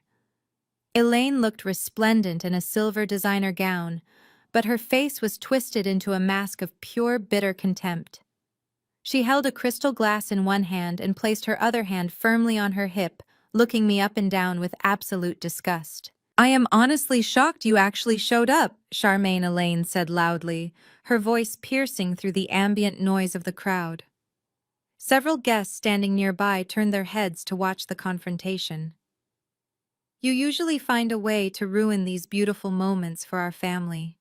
"I promised I would be here, Mom," I replied, keeping my voice incredibly calm and perfectly level. "I would not miss this night for anything in the world." Elaine scoffed loudly, rolling her eyes. "Just make sure you stay out of the photographs. Tonight is about your sister. Look at her over there." She gestured grandly toward Kiara, raising her voice even louder so the surrounding donors could hear every single word. "She is a true angel on earth. Kiara makes so many incredible sacrifices for the motherland.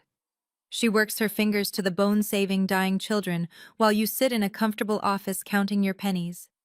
You should be down on your knees thanking God that you have a sister who brings such incredible prestige and honor to the Wilson family name." I looked past my mother, locking eyes briefly with Kiara across the crowded room. Kiara gave me a smug, victorious little wave. Desmond leaned in and whispered something in her ear, making her throw her head back and laugh. "You are absolutely right, Mom," I said softly, turning my attention back to Elaine. "Tonight is going to be incredibly memorable for the Wilson family name. We will all remember this night for the rest of our lives." Elaine glared at me, completely missing the heavy, dangerous promise hidden beneath my words. "Go find your assigned seats at table 3 in the back corner," she snapped, waving her hand dismissively. "And keep your mouth shut." Julian gently placed his hand on the small of my back, guiding me away from my mother and toward our assigned table. We walked through the maze of silk-covered tables, nodding politely to distant relatives and church acquaintances who offered us tight, uncomfortable smiles. The rumor mill had clearly been working overtime. Desmond and Kiara had successfully painted me as the bitter, jealous outcast, and the entire room was treating me like a volatile explosive they hoped would not detonate. We took our seats near the heavy velvet curtains at the very back of the room. Agents Miller and Davis sat down quietly at the adjacent table, nursing glasses of sparkling water, their eyes locked firmly on Desmond. The dinner service began. Waiters in white gloves served courses of caviar butter, poached lobster, and perfectly seared filet mignon. The extravagance was disgusting when you considered the supposed cause they were celebrating. I pushed the food around my expensive porcelain plate, my stomach completely tied in tight, anxious knots. For 2 excruciating hours, I sat there and watched the absolute peak of my family's arrogance unfold. Pastor Sterling took the stage and delivered a booming, highly emotional prayer, thanking the heavens for the miraculous healing hands of Dr. Chiara. He dramatically announced the church's $200,000 grant, presenting Desmond with a massive, oversized novelty check right there on the stage. Desmond accepted it with a humble bow, wiping a fake tear from his eye. The crowd stood up and cheered wildly. I watched Agent Davis pull out his phone under the table, quietly typing out a message, likely instructing his team outside to log the physical check as additional federal evidence of wire fraud. Finally, the main event arrived. The waitstaff cleared the dessert plates, and the ballroom lights dimmed significantly. A single bright spotlight illuminated the polished wooden podium at the center of the main stage. The ambient chatter in the massive room quickly faded into an excited, hushed silence. My father Harrison walked up the steps to the stage. He looked incredibly proud, his chest puffed out, soaking in the absolute attention of Atlanta's most elite citizens. Trailing right behind him was the senior partner of his high-priced corporate law firm, carrying a thick leather portfolio containing the legally binding property deeds. Harrison tapped the microphone twice, sending a sharp thud echoing through the expensive sound system. "Ladies and gentlemen, distinguished guests, family and friends." Harrison began, his deep voice radiating with authority and immense pride. "We are gathered here tonight to celebrate more than just charity. We are here to celebrate legacy. For decades, the Wilson family has been blessed with abundance. But true abundance means nothing if it is not shared with those who are suffering in the darkest corners of the world." The audience murmured in respectful agreement. Chiara stood near the podium, looking up at her father with wide, adoring eyes, playing the role of the humble, grateful daughter to absolute perfection. Desmond stood right behind her, his eyes locked hungrily on the leather portfolio resting on the podium. "My daughter, Dr. Chiara, has dedicated her entire brilliant medical career to serving the less fortunate." Harrison continued, his voice swelling with emotion. "She has sacrificed her comfort to build clinics, provide medicine, and perform life-saving surgeries on children who have absolutely nothing. Her foundation, the Ghana Medical Mission, is a shining beacon of hope. But a mission needs a permanent home. It needs a foundation built on solid rock." Harrison grabbed the heavy gold pen. He smiled broadly at the audience. Just as the pen touches the paper, the audio system in the ballroom crackles. A sharp whine of feedback pierces the elegant silence. Harrison freezes the heavy gold pen, hovering a millimeter above the signature line of the legal deed. He taps the microphone aggressively, looking annoyed at the sound technician in the back corner. But the regular technician is no longer sitting at the soundboard. The young man has been quietly relieved of his duties by Agent Miller, who currently has a small, heavily encrypted flash drive plugged directly into the main audiovisual console. Suddenly, the massive crystal chandeliers hanging above us completely cut out. The grand ballroom is plunged into sudden, startling darkness. A collective murmur of genuine confusion ripples through the hundreds of wealthy guests. Waiters stop dead in their tracks, holding heavy silver trays of expensive champagne, unsure of exactly where to step. Then the giant projector screen behind Harrison flares to life, bathing the stage in a harsh light. It does not show a beautifully edited montage of smiling children recovering in African villages. It does not display the proposed architectural blueprints for the new medical clinic wing. Instead, the screen illuminates the room with crisp, high-definition footage of the dimly lit VIP parking garage beneath the Sovereign high-rise in Midtown Atlanta. The video is blown up to gigantic proportions, making the figures on the screen absolutely impossible to ignore. A collective breath is drawn by the captive audience as the heavy metal doors of the private elevator slide open on the screen.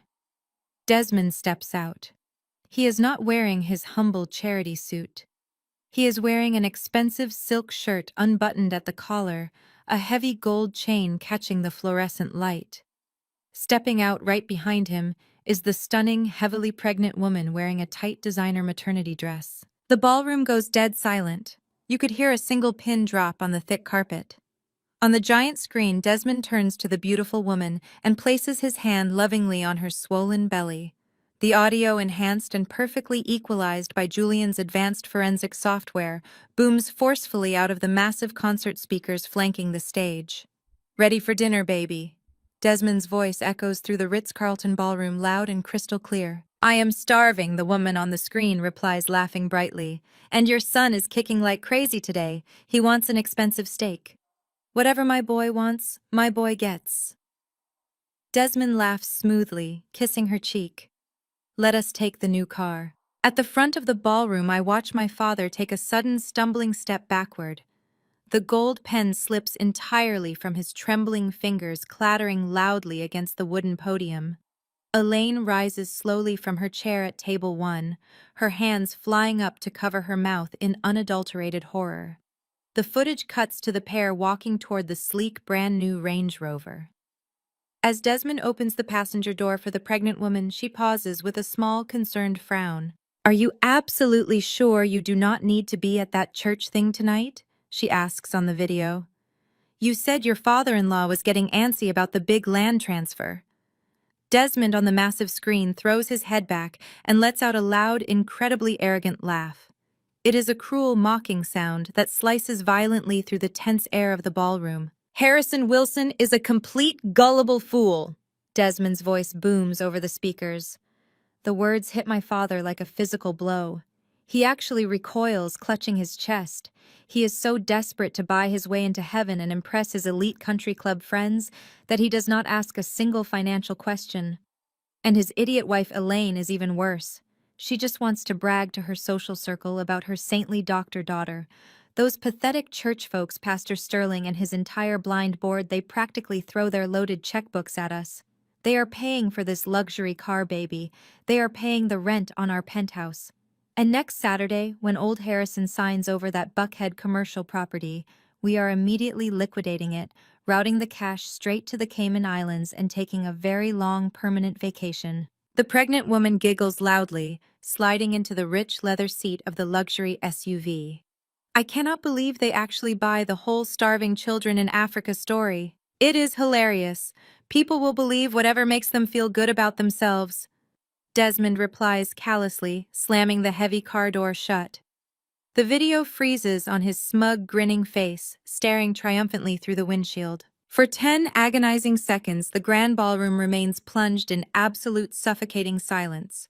It is the terrible silence of 300 incredibly wealthy, powerful people simultaneously realizing they have been systematically conned, mocked, and robbed blind by the golden couple of Atlanta.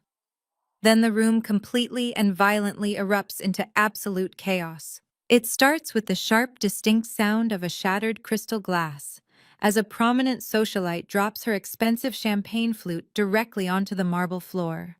Then the furious shouting begins. Wealthy donors leap from their assigned seats, their faces turning bright red with righteous, humiliated rage.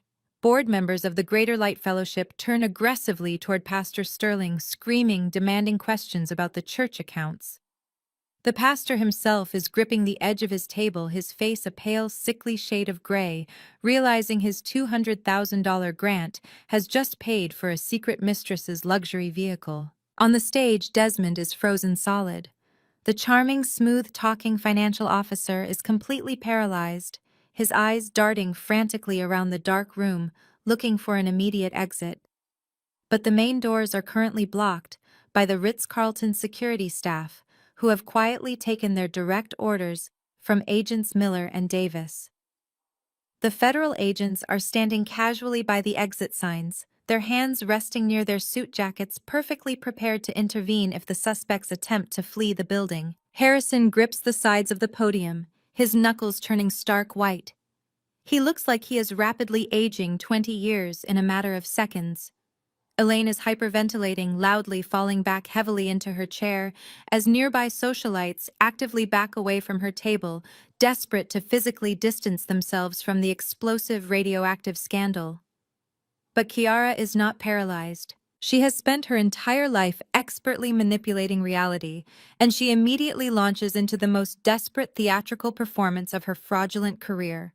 She aggressively grabs the microphone from the podium, practically shoving our devastated father out of the way to reach it.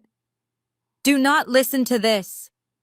Kiara screams into the microphone, her voice shrill, high, and panicked, cutting right through the angry roar of the crowd. It is a terrible lie. It is a complete malicious fabrication. The crowd stops shouting for a brief moment, confused by her sudden, fiercely aggressive outburst. Kiara points a violently trembling finger directly toward the back of the room, aiming it straight at the shadowy table where Julian and I are sitting. The spotlight operator, sensing the peak drama, wildly swings the bright white beam across the room, illuminating my emerald green dress and Julian's sharp tuxedo for everyone to see. "Look at her!" Kiara shrieks, hot tears streaming rapidly down her flawless face. She is crying real tears now, but they are tears of sheer terror, not betrayal. "Look at my sister Charmaine. She has always hated me. She has been insanely jealous of my successful medical career since we were children. She owns a sophisticated software company. She knows exactly how to manipulate computers and data. That video is a fake. It is a malicious AI deepfake she created to ruin my charity and destroy my beautiful marriage. You all read the news. You know what artificial intelligence can do these days. She fed photos of my husband into a computer program to make this horrible, disgusting movie. She wants you to stop donating so children will suffer just to spite me." The ballroom begins to murmur loudly. A few of the older donors, unfamiliar with the complex nuances of digital technology, look uncertainly back and forth between the frozen image of Desmond on the massive screen and Kiara's sobbing, beautiful face on the brightly lit stage. "She hired actors." Kiara wails loudly, clutching her chest dramatically. "She mapped Desmond's face onto someone else. Desmond loves me completely. We are building a massive hospital for dying children, and my wicked, bitter sister is trying to steal the funding by putting on this disgusting digital magic trick. Please, you all know me. I am Dr. Kiara Wilson. I save innocent lives. Do not let her jealous, psychopathic lies stop the Lord's vital work." Elaine, ever desperate to cling to the golden illusion, immediately jumps up from her chair. "She is absolutely right," my mother shouts frantically, her voice cracking with wild desperation. "Charmaine has been actively trying to sabotage this entire family all week. She is deeply unwell and delusional. Somebody arrest her. Somebody throw her out of this hotel right now." Desmond snaps out of his paralyzed state, realizing his wife is throwing him a massive lifeline. He rushes forward, wrapping his arms tightly around Kiara, burying his face in her shoulder. "I would never betray you, my love," he yells into the microphone for the crowd. "This is an evil orchestrated attack on our ministry." The crowd is teetering on the edge. The sheer audacity of Kiara's lie is almost convincing enough to cast a shadow of a doubt. People want to believe in the beautiful, charitable doctor. They do not want to believe they have been played for absolute fools. Julian looks at me. He does not say a word. He simply gives me a single firm nod. The time for hiding in the shadows is over. I push my chair back. It scrapes loudly against the polished wood floor. I stand up slowly, feeling the weight of 300 pairs of eyes suddenly locked onto me. I do not look angry. I do not look unhinged or jealous. I look completely, terrifyingly calm. I step out from behind table 3 and begin walking up the center aisle of the ballroom. The sea of wealthy donors physically parts for me, stepping back, as if I am carrying a live explosive. My emerald gown sweeps across the carpet. My heels click rhythmically against the floor, a steady, inevitable countdown to their total, unavoidable destruction. I can smell the expensive perfumes mixing with the sharp scent of nervous sweat as the elite crowd watches me. The whispering completely dies down as I pass each table. No one dares to intervene. No one dares to speak. I walk past my mother, who is trembling and glaring at me with raw hatred. I walk past Pastor Sterling, who refuses to meet my eye. I walk all the way to the front of the room, stopping directly in front of the main stage. The DJ booth is situated just off to the left of the stairs. The young DJ is staring at me, his mouth hanging slightly open in shock. I reach over the soundboard and gently pluck the wireless backup microphone from his trembling hand. I flip the switch. A small green light blinks to life. I look up at the stage. Kiara is clutching Desmond, her chest heaving. Harrison is staring at me, his face an unreadable mask of devastation and desperate denial. I raise the microphone to my lips. My voice echoes through the massive ballroom, cool, precise, and slicing through the tension like a surgical scalpel. If the video is a fake, I say my words ringing with absolute, undeniable authority. Let us look at your medical degree, doctor. Because unlike artificial intelligence, federal registry suspensions and forged board signatures are incredibly real. And the federal agents standing by the doors right now are very eager to discuss them with you. I lower the microphone slightly, letting silence stretch across the ballroom. I give a sharp nod to Agent Miller at the soundboard. He taps a key on his laptop. The projector screen flickers. The image of Desmond and his mistress vanishes, replaced by the red banner of the Federal Medical Registry. The letters loom over the crowd. NPI suspended. Fraudulent credentials. Look closely at the screen, I announce, my voice echoing off the chandeliers. This is the official federal database for licensed medical professionals. My sister, the surgeon, you have been throwing your money at, is not a doctor. She has not been a doctor for a decade. She failed out of her surgical residency in her second year. The Massachusetts Medical Board permanently revoked her eligibility to practice after discovering she was forging clinical hours and stealing hospital prescription pads. A collective gasp rips through the room. Kiara shakes her head wildly, her perfect updo beginning to unravel. It is a lie, she screams, her voice cracking. I have my license. I showed it to my parents. You showed them a piece of paper you bought online, I counter swiftly. You used the official seal of a governor who died 3 years ago. You are nothing but a phantom doctor running a ghost charity. As for the miraculous surgeries you claim to perform, let me hand the floor over to an actual professional. Julian steps forward from the shadows. He does not need a microphone. His commanding voice projects effortlessly across the silent room. I am the lead forensic pathologist for the state, Julian states firmly. The X-ray Kiara displayed earlier tonight does not belong to an African child. That X-ray is a forensic sample from a 32-year-old homicide victim. I personally autopsied that body 2 years ago in Chicago.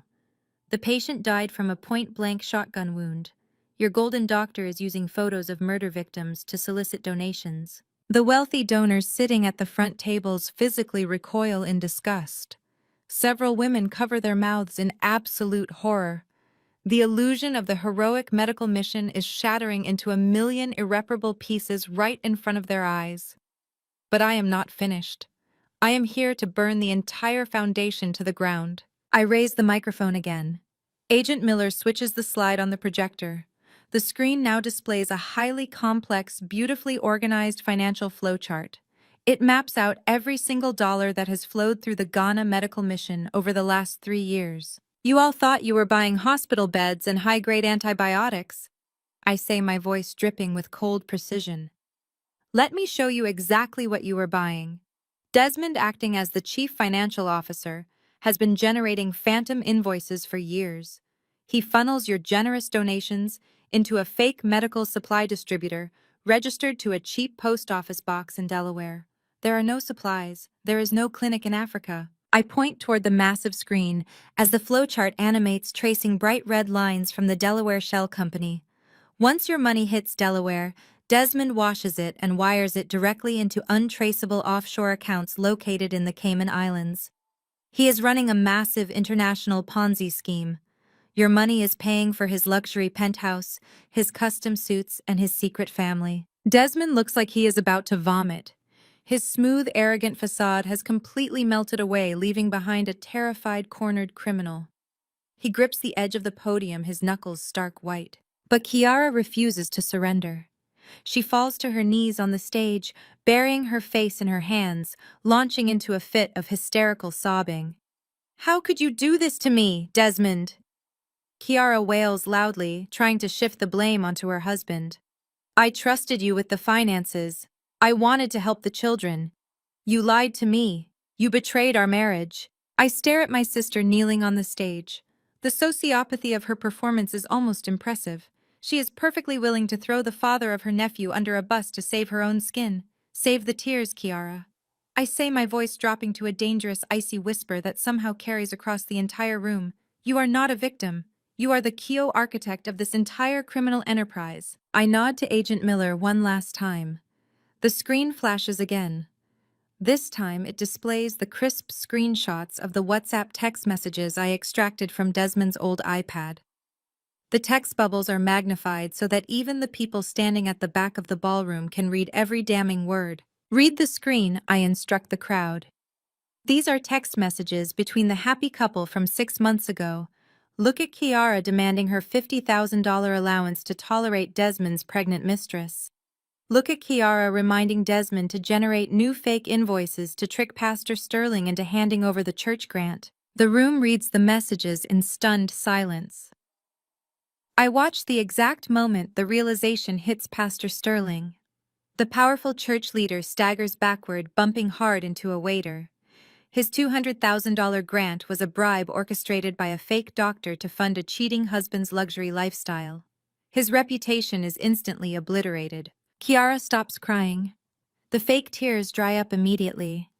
She looks up at the screen, reading her own cruel words broadcasted to the entire Atlanta elite. The mask finally slips off completely.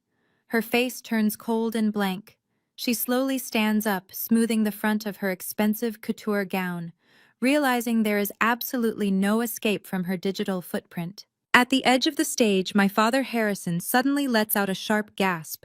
He drops heavily to his knees, clutching his chest with both hands. His face turns an alarming shade of gray. The $2 million property deed lies abandoned on the floor next to him. His precious social standing, his flawless family legacy, and his immense pride have all been completely destroyed in less than 10 minutes. Elaine lets out a piercing shriek. She collapses backward into her chair, her eyes rolling back into her head as she begins to hyperventilate wildly. The matriarch who slapped me in a hallway to protect a fraud is now drowning in the catastrophic ruin of her own blind favoritism. You ruined everything, Desmond suddenly roars. The sound is completely animalistic, filled with raw, desperate panic. He leaps off the front of the stage, bypassing the stairs entirely. He charges straight down the center aisle, aiming directly at me. His hands are outstretched, his eyes wide with violent intent. He realizes his life is over, and he wants to take me down with him. I do not even flinch. I stand perfectly still. Before Desmond can take 3 steps toward me, Julian intercepts him. My brilliant forensic pathologist husband moves with terrifying speed. Julian steps into Desmond's path, grabs him by the lapels of his custom velvet jacket, and uses Desmond's own aggressive momentum against him. Julian twists his hips and throws Desmond violently over a nearby cocktail table. The table shatters instantly. Crystal vases, expensive champagne bottles, and delicate hors d'oeuvres explode across the marble floor in a chaotic shower of glass and liquid. Desmond crashes hard onto his back, the breath knocked completely out of his lungs in a loud wheeze. Julian drops a heavy knee directly onto Desmond's chest, pinning him securely to the floor amidst the broken glass. Julian grabs both of Desmond's wrists, twisting them sharply behind his back, completely neutralizing the threat in seconds. "Get off me!" Desmond screams, thrashing wildly under Julian's crushing weight. His voice is shrill and laced with terror. He spits blood onto the marble floor. "You cannot prove anything. You have screenshots and some fake tax documents. You have no actual proof of where the money went. You cannot trace the offshore accounts." Desmond is screaming so loudly that he does not hear the heavy commotion echoing from the Grand Hotel lobby outside the ballroom. I look down at the pathetic man currently pinned to the cold marble floor. I smile. It is a slow, deeply satisfied smile. "I do not need to trace the Cayman Island accounts manually, Desmond," I say calmly, looking straight into his eyes. "They already did it for me." Suddenly, the massive wooden doors at the back of the incredibly quiet Ritz-Carlton ballroom burst open with explosive force. The heavy mahogany doors crash loudly against the walls. The terrified hotel security staff steps aside immediately. A heavily armed small army of men and women surge rapidly into the room. They are not wearing elegant evening gowns or tailored tuxedos. They are wearing tactical gear, heavy utility belts, and dark navy blue windbreakers. Printed across the jackets in bold yellow letters are two specific acronyms: FBI, IRS. The acronyms hung in the heavy air of the ballroom like a swift, undeniable death sentence. Over 24 federal agents swarmed the opulent space, moving with a highly coordinated, terrifying efficiency that completely shattered the luxurious atmosphere of the Ritz-Carlton. They completely ignored the stunned wealthy socialites in their silk gowns and bespoke tuxedos pushing past the tables, with their hands resting securely on their utility belts. The classical string quartet in the corner had abruptly stopped playing, leaving only the sound of heavy tactical boots marching across the polished marble floor. Desmond was still pinned firmly to the ground by Julian. He did not even try to struggle anymore. The sheer, overwhelming presence of the federal government had entirely drained the fight out of him. Two towering agents in dark navy windbreakers approached the broken cocktail table. Julian stood up smoothly, stepping aside and brushing a stray shard of crystal off his tuxedo jacket. Desmond Wilson, the lead FBI agent, announced, his voice booming over the chaos of the room. "You are under arrest for conspiracy to commit wire fraud, international money laundering, and tax evasion. You have the right to remain silent. Anything you say can and will be used against you in a court of law." The agent roughly grabbed Desmond by his tailored velvet collar, hauling him up from the floor. Desmond stumbled, his face bruised and his lip bleeding from the brief scuffle. The sharp metallic click of heavy steel handcuffs ratcheting tightly around his wrists echoed loudly in the sudden eerie quiet of the immediate area. Desmond kept his head down, staring blankly at the floor, absolutely refusing to look at the hundreds of former admirers who were now glaring at him with pure, unadulterated disgust. On the main stage, Kiara was completely losing her mind. As two female federal agents quickly marched up the wooden stairs toward her, she began backing away wildly, her high heels catching on the heavy fabric of her expensive couture gown. "No, no, you do not understand," Kiara shrieked, holding her hands up defensively. "I am a doctor. I save children. You are making a terrible mistake. My sister did this. She is lying to you." Kiara Wilson, one of the female agents, said calmly, completely unfazed by the hysterical theatrical performance. "You are under federal arrest for medical fraud, forgery of state documents, and felony wire fraud. Put your hands behind your back immediately." "I will not!" Kiara screamed, slapping the agent's hand away in a massive display of sheer entitlement. "Do you know who my father is? He plays golf with the governor. He will have your badges by tomorrow morning." The agents did not hesitate for a single second.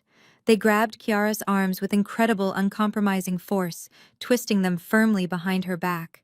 Kiara wailed in shock as the cold steel cuffs snapped securely around her wrists, completely trapping her hands over the delicate, intricate beading of her $20,000 dress. The visual contrast was absolutely staggering. Atlanta's golden child, the saintly, untouchable medical savior, was now crying like a spoiled toddler in federal restraints. Mom Kiara sobbed frantically, looking desperately out into the crowd. "Dad, do something. Call the lawyers. Tell them to stop this right now. Please, Mom, do not let them take me." Elaine stood perfectly still near table 1. Her face was entirely drained of color, her eyes wide and sunken. For 35 years, my mother had relentlessly worshipped at the altar of Kiara's perfection. She had ruthlessly sacrificed my emotional well-being, my business, and my place in the family just to protect the flawless illusion of her favorite daughter. But staring at the giant projector screen displaying the stolen funds and watching the federal agents cuff the child she had idolized, the absolute devastating truth finally pierced through her thick armor of denial. Elaine slowly looked at my father Harrison, who was currently slumped in a chair being attended to by a hotel medic. He was breathing heavily, his hands shaking violently as he stared at the unsigned $2 million property deed lying uselessly on the floor. Kiara had not just lied about being a doctor. She and Desmond had been mere seconds away from stealing my parents' most valuable commercial asset, liquidating their retirement security, and leaving them completely bankrupt to fund a secret family. The profound betrayal was absolute and completely unforgivable. Mom, please, Kiara begged again, tears streaming down her ruined makeup as the agents began forcefully marching her down the stairs. Elaine looked at Kiara. For the very first time in my entire life, I did not see warmth or fierce protection in my mother's eyes when she looked at her golden child. I saw only deep, horrifying shame. Elaine slowly turned her back. She deliberately turned away from Kiara, burying her face in her trembling hands, refusing to watch her daughter be paraded out of the room. No, Kiara wailed, the sound completely shattering as she realized her ultimate shield had just abandoned her. Mom, you cannot turn your back on me. The crowd of wealthy donors had finally recovered from their initial shock and immediately went into a frenzy. Dozens of smartphones were suddenly raised high into the air. The bright flashes of phone cameras illuminated the ballroom as Atlanta's elite eagerly recorded the massive downfall of the Wilson family empire. The footage of Kiara being marched out in handcuffs would be trending across every social media platform before the night was even over. Their pristine social reputation, the only thing my parents truly cared about, was being publicly executed in real time. Amidst the absolute chaos of the arrests, I noticed a figure trying to subtly slip away from the main action. Pastor Sterling was frantically weaving his way through the maze of tables, keeping his head down low, making a desperate beeline for the rear kitchen exit. He was gripping his leather Bible tightly, sweating profusely, clearly hoping to escape the ballroom before anyone associated him with the massive fraud. He almost made it to the swinging double doors. "Excuse me, Pastor," a sharp voice called out. Agent Davis stepped smoothly out from the shadows, physically blocking the exit path. He crossed his arms over his chest, looking the terrified church leader up and down, with a cold, highly analytical stare. "Where exactly are you going in such a hurry?" Agent Davis asked casually. "I just need to use the restroom," Pastor Sterling stammered nervously, his charismatic preaching voice completely vanishing into a weak, high-pitched squeak. "This does not concern the church. We are victims here." "Right." Agent Davis nodded slowly, pulling a small notebook from his jacket pocket. "Well, we have a few questions about that $200,000 grant you just handed over to a known shell company. We also want to discuss the $50,000 donation you received yesterday morning, the one designated for the new church roof. We have reason to believe those funds were obtained through criminal extortion and bribery. You are going to need to come with us to the field office right now to make a highly detailed statement." Pastor Sterling's shoulders slumped entirely in utter defeat. He looked absolutely terrified as another agent stepped forward to escort him out of the building. The powerful, corrupt spiritual leader of the Greater Light Fellowship was going to be answering to federal auditors by midnight. I stood tall in the center of the devastated ballroom, watching the complete collapse of the syndicate that had tried to destroy me. Julian walked over and stood right beside me, wrapping his arm firmly and protectively around my waist. We did not say a word. We just watched. We watched the federal agents forcefully shove Desmond into the back of a dark SUV waiting outside the hotel lobby. We watched Kiara, still crying hysterically in her ruined couture gown, being pushed into the back of a separate federal vehicle. The flashing red and blue lights of the police cruisers painted the front of the Ritz-Carlton in chaotic, strobing colors. The loud sirens began to wail, cutting sharply through the humid night air as the vehicles sped away, taking the two people who had made my life a living hell straight to a federal holding cell. It was completely over. The massive, suffocating weight that had pressed down on my chest for my entire life was finally gone. I looked at Julian, and for the first time in weeks, I genuinely smiled. We turned our backs on the ruined gala, walked out of the hotel, and drove quietly home to our daughter. The night passed in a deep, peaceful blur. For the first time since my childhood, I slept incredibly well, completely untroubled by the toxic demands of my family. But the quiet aftermath did not last very long. The very next morning, the bright Sunday sun was streaming warmly through the large windows of our suburban kitchen. I was standing at the counter calmly pouring a fresh cup of coffee when the heavy brass knocker on our front door suddenly banged loudly. It was not a polite knock. It was frantic, desperate, and incredibly urgent. Julian looked up from his newspaper, his brow furrowing. He stood up immediately and walked out to the main hallway. I followed closely behind him, my hands wrapped tightly around the warm ceramic mug. Julian unlocked the deadbolt and slowly pulled the heavy wooden door open. Standing on our front porch were my parents. Harrison and Elaine looked absolutely nothing like the powerful, arrogant socialites who had hosted the gala just 12 hours ago. They looked like they had aged 20 years overnight. Harrison was wearing the exact same wrinkled dress shirt from the night before, his tie hanging loosely around his neck. His face was deeply lined, his posture completely broken and defeated. Elaine was shaking violently, her eyes red and heavily swollen from crying all night long. "Charmaine!" My mother whispered, her voice cracking painfully as she looked at me with wild, desperate eyes. "Please, we need your help." Harrison swallowed hard, looking down at his expensive leather shoes, before finally meeting my gaze. His pride was entirely gone, replaced by pure, unadulterated terror. "The feds froze all of our bank accounts this morning," Harrison admitted, his voice trembling heavily. "They say we are materially tied to the fraud because we hosted the events. The lawyers are demanding massive retainers we cannot pay. Our friends will not even answer our phone calls. Charmaine, please, you have to forgive us. We were so incredibly wrong about everything. You have to use your software company money to bail Kiara out and help us fight this.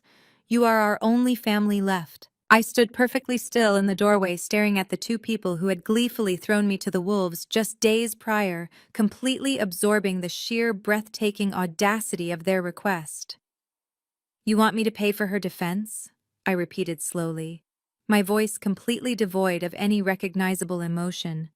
"You want me to use the software company you publicly mocked for an entire decade to bail out the convicted fraudster who literally tried to ruin my life yesterday?" Harrison stepped forward, his hands clasped tightly together in a desperate, pathetic gesture of begging. "Charmaine, you simply do not understand the absolute catastrophe this is causing our family. Our faces are plastered across the front page of every single local newspaper in Atlanta.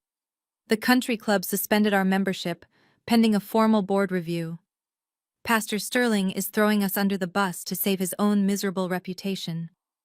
If Kiara goes to federal prison, the Wilson name is permanently destroyed. You have the immense financial resources to hire the best white-collar criminal defense firm in the state. We can control the public narrative. We can say she was manipulated by Desmond." I looked at my father. This was the man who had mercilessly extorted me for $50,000 just to protect a lie. He was so completely obsessed with social optics that he did not even care his favorite daughter was a ruthless criminal. He only cared that his wealthy country club friends knew about it.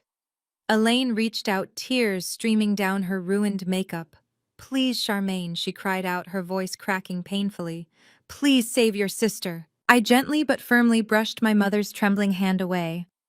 I took a deliberate, heavy step backward into my own home, physically creating an uncrossable boundary between my peaceful sanctuary and their toxic chaos. "She is not my sister," I said, my tone incredibly calm and completely absolute.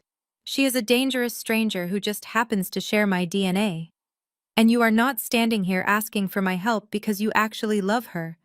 You are asking for my hard-earned money because you desperately want to buy back the beautiful, flawless illusion you lost last night." "Charmaine, do not do this!" Harrison warned, a brief, pathetic flash of his old, arrogant anger attempting to surface through his overwhelming panic. "Family protects family. That is how we survive." I shook my head slowly, feeling nothing but profound pity for the broken man standing on my porch. "No, Harrison. Family protects family. You protected an image. When I came to you with undeniable federal proof that Kiara was stealing millions from sick children, you slapped me across the face. You maliciously wrote me out of your precious $5 million family trust. You threatened my husband's career. You sent Desmond a clear, undeniable signal that he could destroy my business servers and threaten my innocent 5-year-old daughter, and you would gladly look the other way, as long as the gala went perfectly. You deliberately chose your perfect fake daughter over your actual loyal one. Elaine let out a wounded, suffocating sob, covering her face with both hands. I am completely done. I continued, feeling a profound, incredible sense of absolute closure settling deeply over my heart. I will not give you a single cent for legal defense. I will not attend any upcoming court proceedings. I will not answer any more of your phone calls. I am officially cutting you out of my life completely and permanently. If you ever step foot on my property again, I will have the armed security detail outside escort you away. I reached for the heavy brass handle of my solid wooden front door. Charmaine, wait, Elaine begged, reaching out one last desperate time. I did not wait. I looked at the two toxic people who had given me life but had never given me genuine love, and I closed the door firmly in their faces.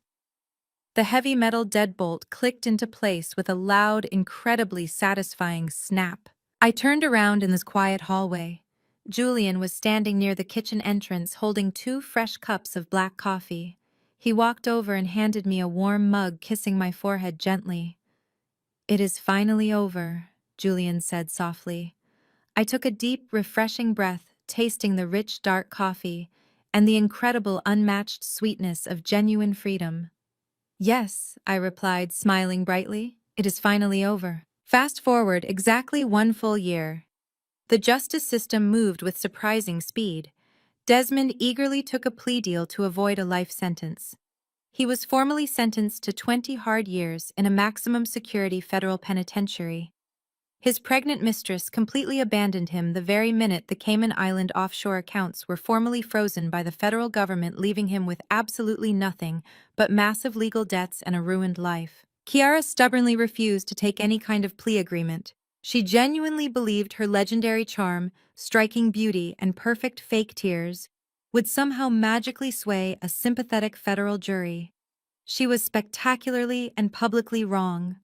The diverse jury deliberated for less than 4 hours before finding her entirely guilty on all 74 counts of massive wire fraud, blatant forgery, and complex money laundering.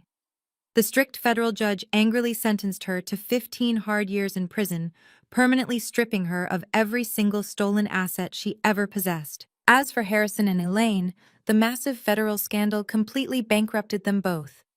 The IRS mercilessly seized the Buckhead commercial property and all their personal investment accounts to pay back the deeply defrauded charity donors. Stripped entirely of their vast wealth and their heavily protected, prestigious reputation, my parents were immediately forced to downsize into a very small, cramped apartment. My business exploded. Major healthcare conglomerates saw exactly what my proprietary software could uncover. My company tripled in size. Julian became the lead forensic consultant for the entire state. Our daughter Maya finished kindergarten, growing up safely. Cutting off dead weight is not a sign of weakness. It is self-preservation. Build the beautiful, peaceful life you always truly deserve. Thank you so much. The greatest lesson from this story is that sharing DNA does not give anyone the right to manipulate or exploit you. Society conditions us to endlessly forgive toxic family members in the name of blind loyalty. But true loyalty should never require your destruction. Walking away from an abusive environment is not a sign of weakness. It is the ultimate act of self-preservation. You have the absolute right to protect your peace, set firm boundaries, and build a beautiful life without guilt. Have you ever had to cut ties with toxic relatives? Share your story below and subscribe now.